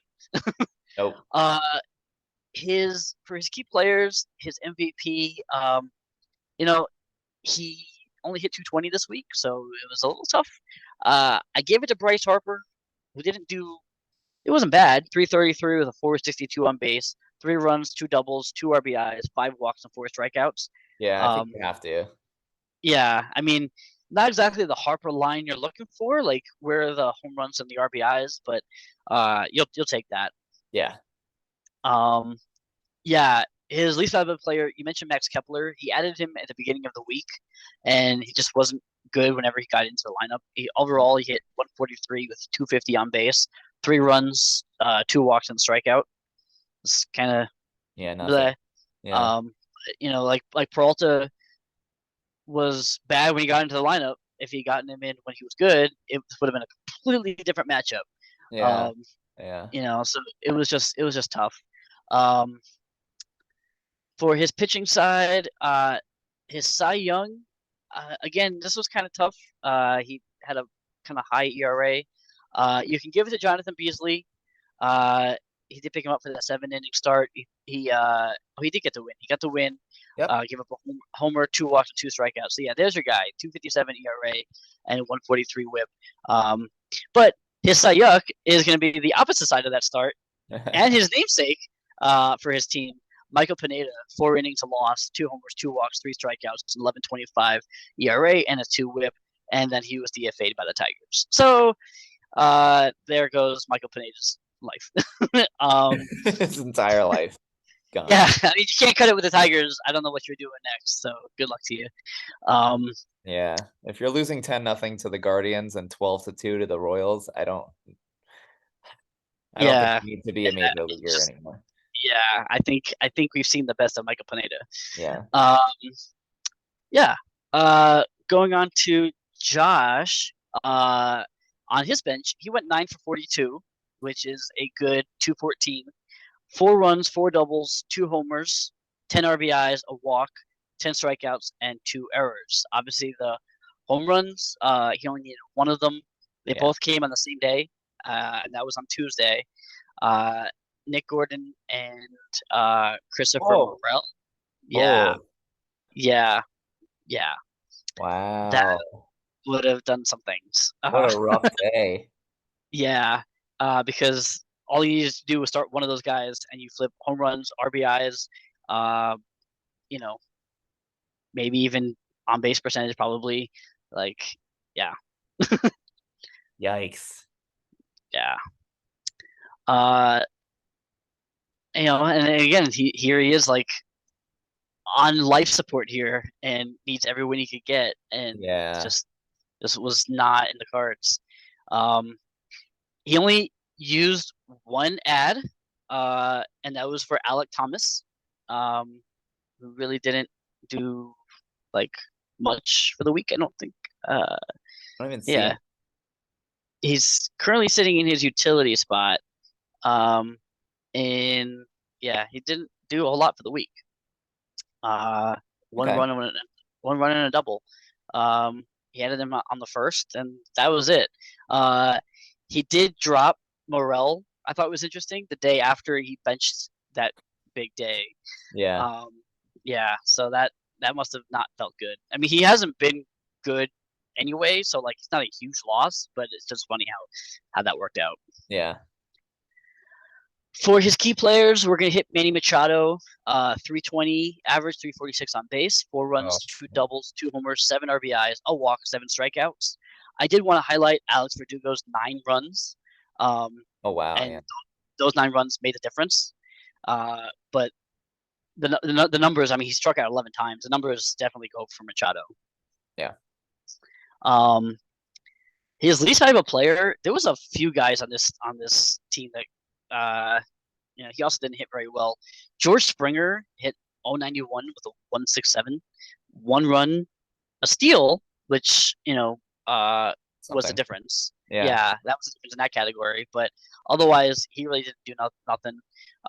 Rosario were both bad.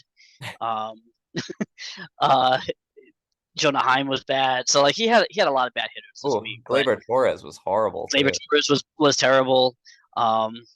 It was a rough week for Josh, and I feel bad for him because he looked like he was heading to the promised land, and it just kind of all fell apart. Yeah, I know. I in his defense, I don't think that Vlad has regressed big time, and this was the first overall pick of our draft. Yeah, and if you saw this coming, he's maybe a second. Those are second round numbers, maybe, or third round numbers, but not first overall pick. But what he did in 2021 did warrant a pick this high. Oh, absolutely, absolutely. But that's that's baseball for you.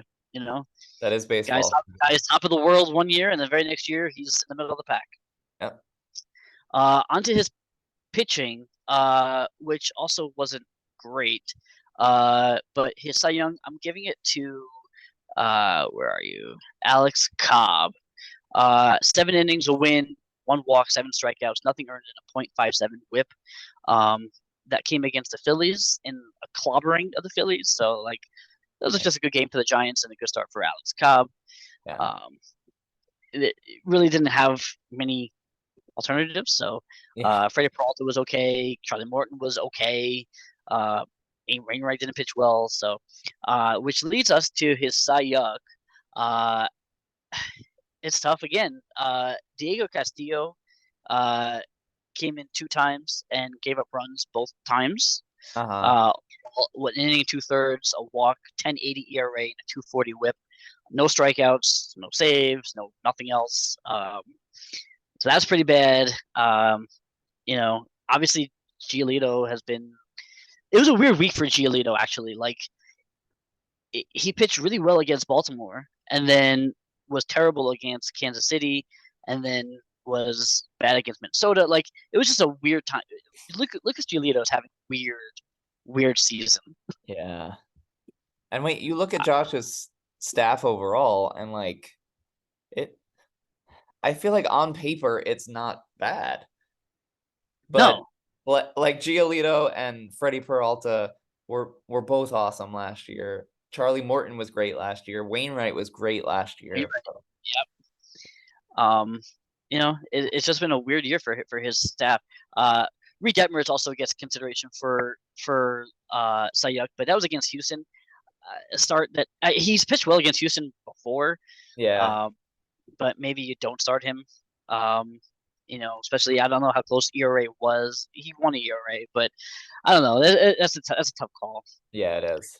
It really is. Up next for these guys, well, we talked about Josh facing Ben in what is a much bigger matchup for Ben than it is for Josh at this point. Yeah. And then Christian is facing Matt Losey, which could have very huge implications for what's about to happen. Yeah.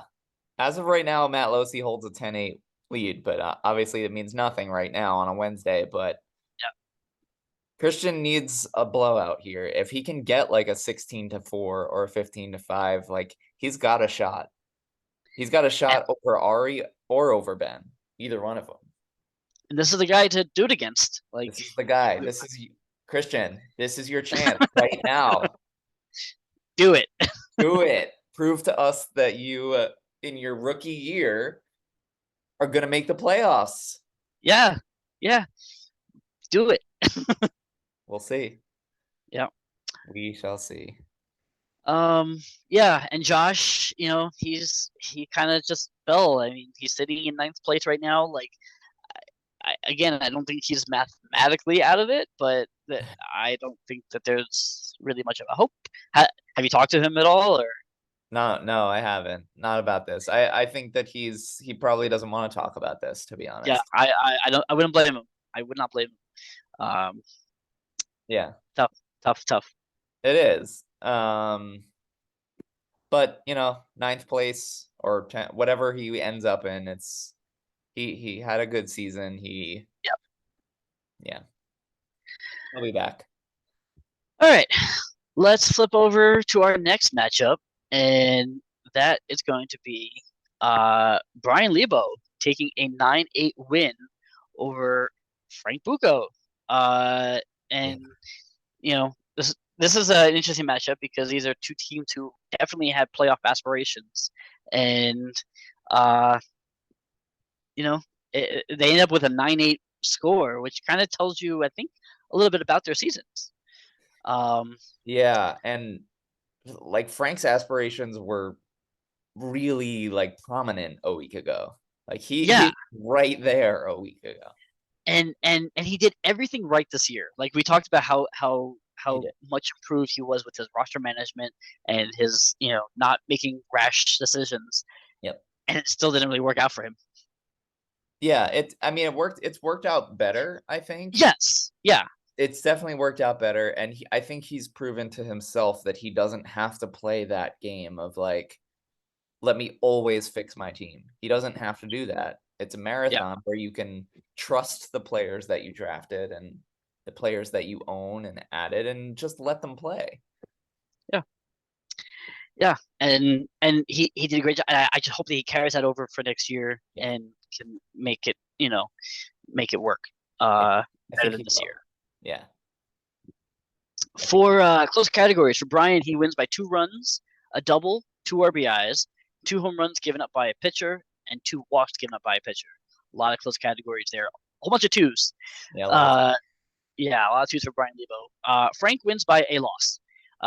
That's the only close category for him. They tied in triples with 0. They tied in saves with 0. And they tied in relief appearances with 17. So they each had 17 relief appearances, and neither of them could find a save. Wow. Yeah. Do either Uh, of them actually have a closer? Not particularly. I mean, AJ Puck sometimes gets a save here and there for Oakland. Karinchak actually got a save today or yesterday for Cleveland. Yeah, yeah, Um, but Brad Hand sometimes could get a save, but no, they don't. Neither of them have a legitimate closer. got it.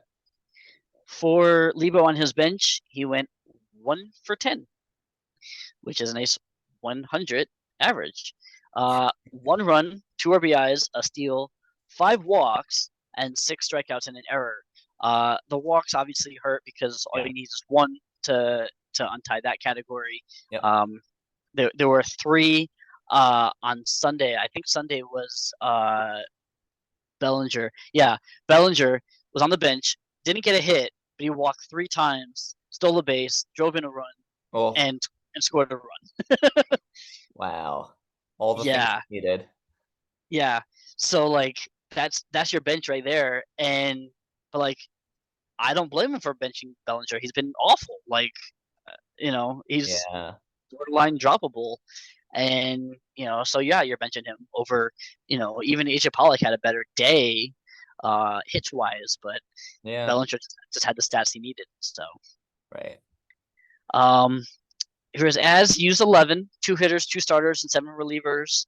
Um, The only really thing noticeable was Tristan Cassis, the prospect for Boston. He's going to be their first baseman like the rest of the year, and he's been good so far. So hopefully he continues to perform well. And I was looking at this kid and I wanted him, and Brian got him just before I did. So Yeah, it's a um, nice ad. yeah. For his key players, most valuable hitter. There were a few here. He hit really well this week. But I am giving it to Bo Bichette with his 348 average, 423 on base, 4 runs, 3 doubles, a homer, 5 RBIs, a steal, 2 walks, and a strikeout. Oh, But I mean, like India had a good week. Pollock had a good week. Josh Harrison had a good week. Rafi Devers had 7 RBIs. So like everybody did something, which so his least valuable hitter is going to be Cody Bellinger because he was terrible. Even if he had gotten him in on Sunday, he still would have been bad. But a .071 average, 133 on base, 1 run, 1 walk, and 6 strikeouts. Just awful, awful, awful. And think that with this him and Yelich, it's so funny to see the trajectory that these 2 guys have taken. It's really wild. yeah. Is Bellinger drafted next year? I don't know, and he lost all that extra eligibility that he once had. Yep. Yeah, I'm not drafting him. I'll tell you that. I'm not gonna touch him with a 4-foot stick, but Not a chance. 10th round this year. Oh Yeah, man. yeah, that hurts. Yeah. Pitching. His pitching was okay this week. I'm giving the Cy Young to Marcus Strowman. He had 2 starts. Overall .75 ERA and WHIP, 12 innings, no wins or losses, 2 walks and 6 strikeouts. He plays for the Cubs, so he's not going to get a whole lot of wins. He's got 3 on the year, but he pitched really well against St. Louis on Saturday Yes. or Sunday. So good for him. shout out to Kluber also pitched well against the Yankees. And then for his Cy Young, he added Tommy Henry during the week, and he was terrible. He was the one that got blasted by the Phillies after the Diamondbacks had blasted the Phillies. Oh yeah. He was really bad, but just by name, I'm giving it to Sean Manaea, who went 4 1/3 with a loss, 3 home runs, a walk, 4 strikeouts, a 16.62 ERA, and a 2.31 WHIP. He's been terrible. Yeah. He's been like he had one good start against Washington, but he's been bad. It's him and Giolito that we've talked about in past shows as well. It's just like, by the way, he was drafted in the 9th round, so like Lebo's back-to-back picks have just been terrible. Yeah, but Lebo looked brilliant when he drafted the guy in the first 2 months. He looked like an awesome steal, but couldn't sustain it. Yeah, he's been terrible. Moving on to Frank. For his bench, he went 9 for 35, which is a 2.57 average. 9 runs, 3 doubles, 2 homers, 8 RBIs, 7 walks, 6 strikeouts, and also 2 relief appearances. Oh, yeah, on the bench. They came on Sunday. It was 2 Guardian relievers. It was Trevor Stephan and James Karinchak. Trevor Stephan was not good, but James Karinchak was. So like I feel like if he had put both of those in, he may have lost ERA, maybe. But I mean, you take a chance, but like that there's your just throw in Karinchak and you got relief appearances. And, you know, it's tough too when you're that close in relief appearances, and he benched 3 of his relievers. I'm not. Was it? Yeah, but like so close. I mean, but like then not, but like then bench everybody, like right. Like you had Carlos Estevez, and he was terrible. So like I don't know why you're. I mean, Estevez wasn't playing in a doubleheader, so maybe that's why. But like, if you're gonna bench your pitchers, bench your pitchers. Yeah, it's tough. Like losses, he was only up by 1. Home runs given up were close. Walks given up were close. Like, I guess I see why he did some of these benchings, but I hear you. Like, if you're gonna bench all your pitchers, bench all your pitchers. Yeah, like I don't get what benching Karinchak and not Estevez does for you. Right. Yeah.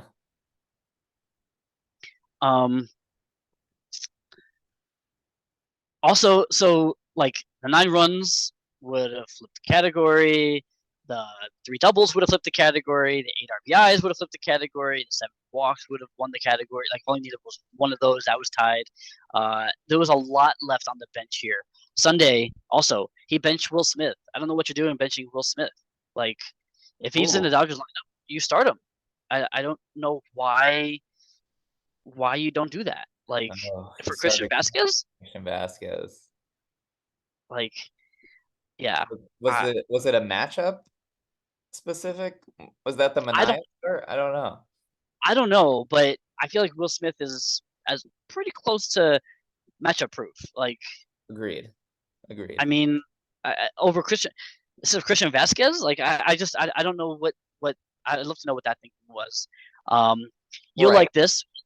On Friday, he left a home run on the bench from your boy Jurickson Profar. 3 RBIs and from Profar on the bench on Friday. I thought you would like that one. I did like that. I do like that. Yeah.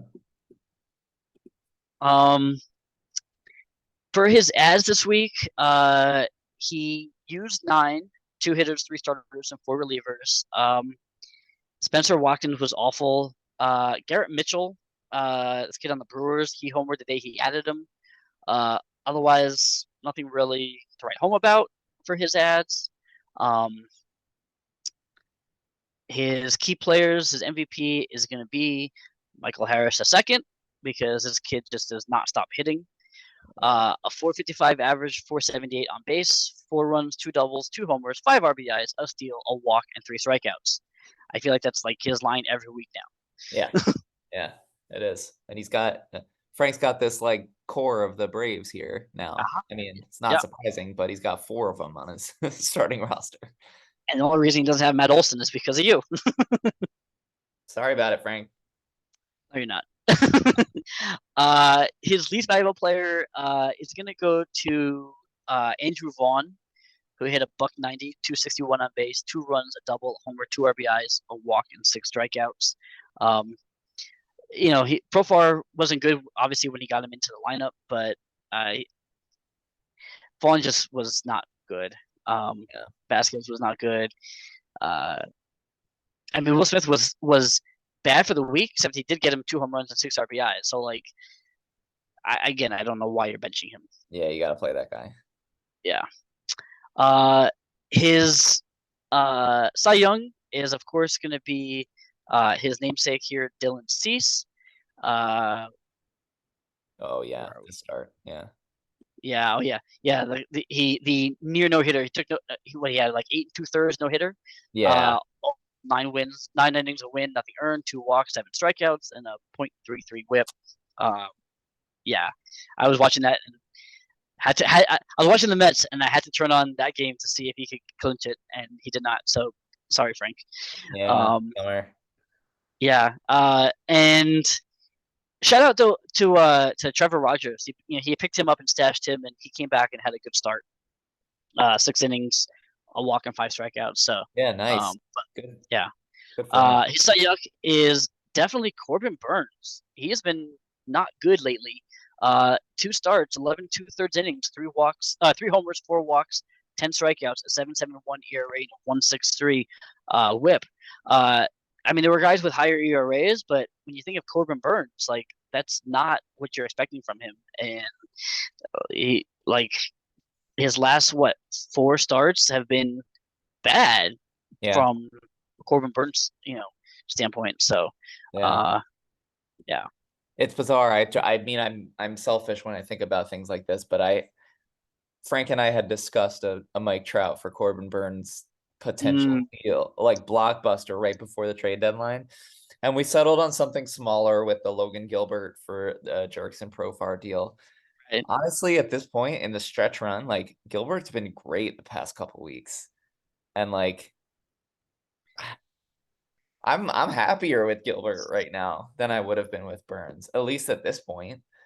Yeah. I think you made out, and you still have Mike Trout. I still have Mike Trout, and I lost Profar, but Profar is that's expendable. So yeah. Good on you for that. It worked out. So next up on these guys' schedule, we're looking at Bryant facing Jimmy Dunlap, which is not really a key matchup, and Frank takes on Mike Sherman, which also, again, if Frank can manage to get a big win, maybe he stands a shot, but I'm pretty sure I'll be seeing him in the consolation bracket. Yeah. I feel bad for Frank because I think that he's had a great year, and I think he's made some major strides. He's done a great job putting this team together, and I just hope he builds from it and just doesn't regress. Yeah. I don't think he will. I think it was some tough luck this year. Honestly, I think luck had a big part in it. And I think next year we see him in the playoff spot, or at least the playoff hunt. So I agree. One matchup left, Jason. Let's do it. All right. Take it home, Mike. Let's do it. We got James Mccloskey against Matt Losey. Not a lot of excitement as far as implications go, but I do have to say, both of these managers were awesome this week. Looking at their stats, it's actually kind of ridiculous that they both hit almost 330. They both pitched to an ERA under 230. Wow. These managers killed it this week. Yeah, the whips are microscopic and over a good chunk of innings. Yeah. Matt Losey hit 11 home runs, 39 RBIs, and hit 329. Wow. What? And a 390. Bean hit each 2 home runs, and he hit 11. Yeah. If this was a playoff matchup with you or Ben, Matt Losey would have won. Yeah. I don't know how I feel about that, but anyway. All right, moving on. Close categories. So let's talk about triples first. Mccloskey wins by 2 of those. James wins by 4 innings pitched.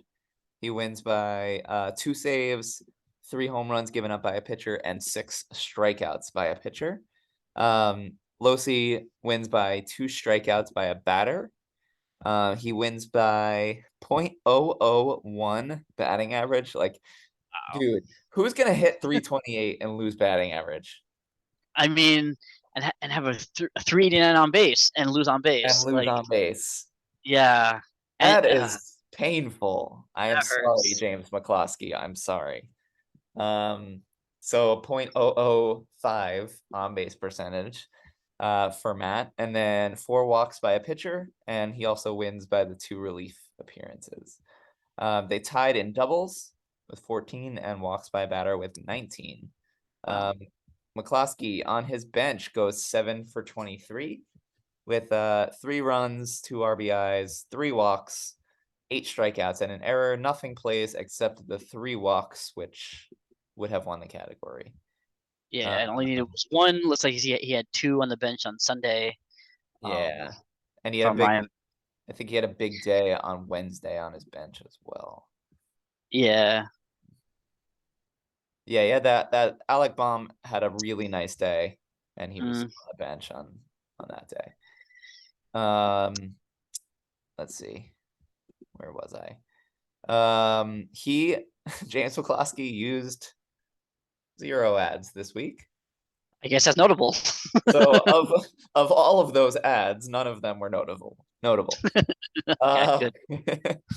For Mccloskey, for key players, his MVP, I want to give it to Justin Turner. Welcome back. Yeah, welcome back, Justin Turner. He goes 9 for 18 this week. So that's a 500 batting average and a 545 on base. 5 runs, 5 doubles, a lot of 5s. A home run, 4 RBIs, 3 walks, 2 strikeouts, and an error.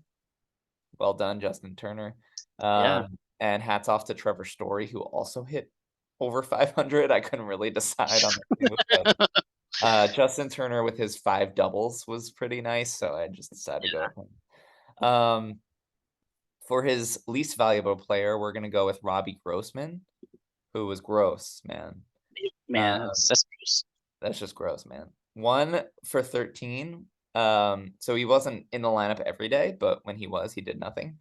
It's an 0.77 average, a 294 on base, 1 RBI, a steal, 4 walks, and 6 strikeouts.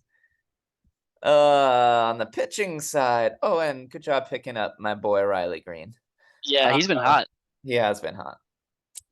On the pitching side, the Cy Young, I went with Merrill Kelly here, so 7 innings. The Diamondbacks. I'm not biased. Like, they're all playing well. This is crazy. 7 innings, a win, 7 strikeouts, nothing earned, and an 0.57 whip. The Cy Yuck. It was tough because, again, Mccloskey pitched to a 1.68 ERA. So finding a guy that, I gave it to Carlos Carrasco, who the only pitcher that gave him a loss this week. So it was his first game back off the IL, and he was not. And it was against Washington. Yeah, but I mean, first game back, he wasn't awful.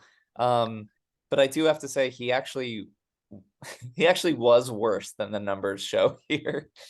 He was. That whip of 3 is really bad across 2 2/3 innings. I don't know if he just was always in trouble and just somehow pitched around it. But he gave up 6 hits in 2 2/3 innings. Okay. Yeah. 6 hits and 2 walks. That'll do it. Yeah, against the worst team in the National League. Yeah. Yeah, true. But I mean, hey, if that's your worst pitcher of the week, you take that. Oh yeah. Everyone else was awesome. Can't complain. Yeah. Yeah. For Matt Losey on his bench, he goes 6 for 31, which is awesome. That's a 191 average. 4 runs, a double, a triple, a home run, 3 RBIs, 3 walks, and 9 strikeouts. The triple does not play because he lost by 2 triples. So that's good. The only thing that would have done anything is the double would have won the category, and the walks would have won the category. Nothing else plays. Matt Losey, All right. 0 ads. Wow. But he made 1 transaction. And he dropped, finally, Chi-Man Choi. Thank you. Wait till the almost final week of the season. Week 20. Good job, Matt. Yep. Good job. For his key players this week, his most valuable is by far Xander Bogaerts. Xander Bogaerts was out of control this week. Oh my God. He went 15 for 28 this week. Oof. Which is a 536 average, a 581 on base. Like, where's this been all year?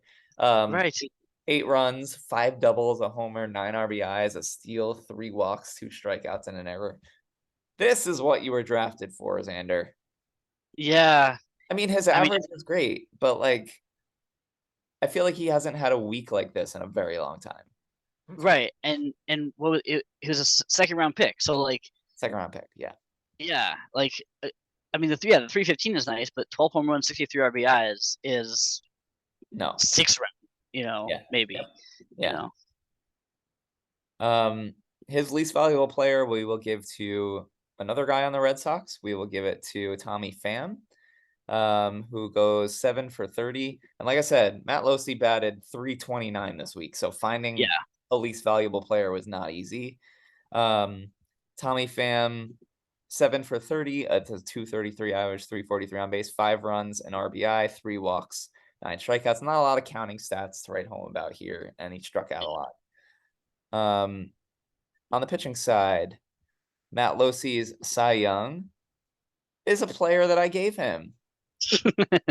Jeffrey Springs, 5 2/3, with a win, 3 walks, 7 strikeouts, nothing earned, and a 1.24 WHIP. That was, I think, against the Yankees, if I remember correctly. I still think yes, it was. I still think you won that trade. You do? I think so. No? JD Martinez? I don't know.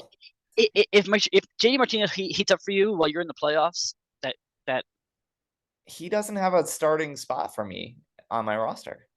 No? Not with Eloy and Haniger and Trout and Julio. Where am I going to play him? Yeah. All right. I mean, at least he's didn't fracture or something like Chris Sale did. He did not fracture anything, no. But I think that I would have loved to have held on to Jeffrey Springs, given what he's done for Tampa this year. True. Fair. Okay. But I mean, hey, good for Matt. I'm glad he pitched well for him. Cy Young, we're gonna give to, again, Matt pitched really well. So I had to find, I guess, the worst pitcher I could, which was Ranger Suarez. And that was across 2 starts. So across 2 starts, 7 2/3 innings, 4 walks, 8 strikeouts, a 5.87 ERA, and a 170 WHIP. Not awful, but the worst. No, but the worst pitching performance. He's been really good, and I've complimented Matt for picking this guy up after I dropped him, and he finally showed some wear. Yeah, he did. So next up, the only thing that James Mccloskey is playing Joe. We talked about that. It doesn't mean anything. And Matt's facing Christian. Yeah, Matt's facing Christian. Does mean something. Which does mean a lot if it's a blowout. Yeah. If it's not a blowout, it doesn't really mean anything. So that's the matchup to watch this week, everyone, is this Pineda Coladas versus the X-Men. My matchup with Ari is pretty meaningful. That's gonna be huge. Yep. And Ben's matchup with Josh, and right now Ben has a 13-4 lead. Again, it's Wednesday, but yep, it's not nothing. This is gonna be a fun week. It's gonna be a really fun week. What do you say? Managers of the week? Let's do it. All right. So, Jason, who is your number 3 manager of the week? There was some good ones out here. I am going to. I'm going to number 3 to Jimmy. He had a big win over Bobby. Pretty much just dashing any hopes that Bobby had of possibly sneaking into the playoffs. With a big 16-3 win. And Jimmy is looking good going into the playoffs. So hats off to you, Jimmy. You're my number 3. Yeah, agreed. My number 3. Oh, I'm torn between 2 managers.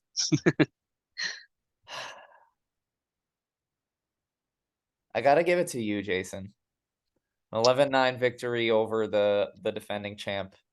And it was a meaningful matchup where you had to play till the very end, which Matthew Boyd did for you. Play till the very end. Yes, literally. But I mean, whatever Ben's team is at any point, it's always a tough matchup against him just because he's such a brilliant, deep thinking manager who knows how to handle every matchup. And so to beat him 11-9, especially with your offensive and pitching output, was incredibly impressive. So I have to give you that credit there. Thank you, sir. I appreciate it. Yeah. Number 2 manager for you, Jason. Number 2, I have to go with Ari here. He may not have had to put up a big fight against Mike Sherman, but the fact that he's continuing to win and is now looking like he will most likely be in the playoffs in some capacity, he just keeps on winning. And we talked about the strategy, and some of us don't get it, but it's working for him. Yeah. How long will it work for? We'll see. But I have to give my hats off to Ari. Great job. Yeah, I agree with you 100%. I'm gonna go with Ari as well. We talked earlier about how he used 6 ads, and that was very unlike him. But it is. I mean, he used them, and he at a time that he really needed it. This propelled 3 ads on Sunday. Those 3 pitchers on Sunday, were perfect. Yeah, that's the difference in the standings right now between him and his brother, was those 3 ads on Sunday. So absolutely. So he definitely managed his way to second manager of the week for me as well. Number 1, Jason. Number 1, I got to go with our number 1 manager, and that's Chris Levy. Really just putting Joe down and keeping that crown and looking like he's not going to relinquish it. Joe held head of household for, the majority of the year, and Chris Levy saying, "No, this is mine now, and you're not taking it back." So good on you, Chris. Yeah, congrats to Chris. I'm gonna shout out to him. He's not a manager of the week for me because honestly, I think that matchup could have gone either way with whatever happened on Sunday, and we could have easily been saying Joe's a manager of the week if 2 stats flipped, So both of them deserve a lot of credit. You didn't even give me a shout out for my 16-4 victory, Jason. I'm hurt because it was so great. You're like the pinnacle manager. You don't even you're not even on the charts. Is how good it was. Oh wow! Thank you so much. I wish there were points for pinnacle. Anyway, my number 1 manager of the week, since I can't give it to myself, is Jimmy Dunlap taking down a 16-3. I mean, that was just huge, and he knocked Bobby out of any sort of playoff hopes and solidified himself in that number 3 spot. Honestly, because me winning 16-4, he needed to win that big to solidify 3rd place. Because if he didn't, it was up for grabs. So good for him. Jimmy, hats off. I hope I don't see you in the playoffs, but if I do, good luck to you. That'll be fun. That'll be fun to watch. Yeah. Oh, I think that'll do it. Yeah, that was fun, man. Yes, it was. And we have, Jason, we have 4 days left of the regular season. That is incredible. This season just flew by. so many twists and turns, so many changes in the standings. Yeah, crazy. And I'd like to say also to kind of like wrap things up here, like, and keep things in perspective for us. Um, we weren't sure if we were going to have a season this year. So like the fact that we got pretty much a full big season here, like I'm still so grateful for it, whether I came in 4th or 14th or 16th, like having this full season it was like the medicine I needed after like Yeah, the COVID time. Like you it was said it. perfect. So You said it. You said it. And look, look. I've been out of the playoff hunt for the majority of the season, but I'm playing until day 162 or whatever it is, because this is what we do. This is what we love, and I'm not going to stop. yeah. Yeah. Yeah, so I think that'll do it. Thank you guys for watching. Hopefully you guys watched. And Jason, thanks so much for doing this with me kind of on the earlier side tonight on a Wednesday. I appreciate it. Absolutely, man. Happy to do it. I love talking baseball with you, and looking forward to doing it again. And until then, it's been real, And it's been fun. and it is always real fun in the bigs. Good night, We'll everyone. see you next time, guys.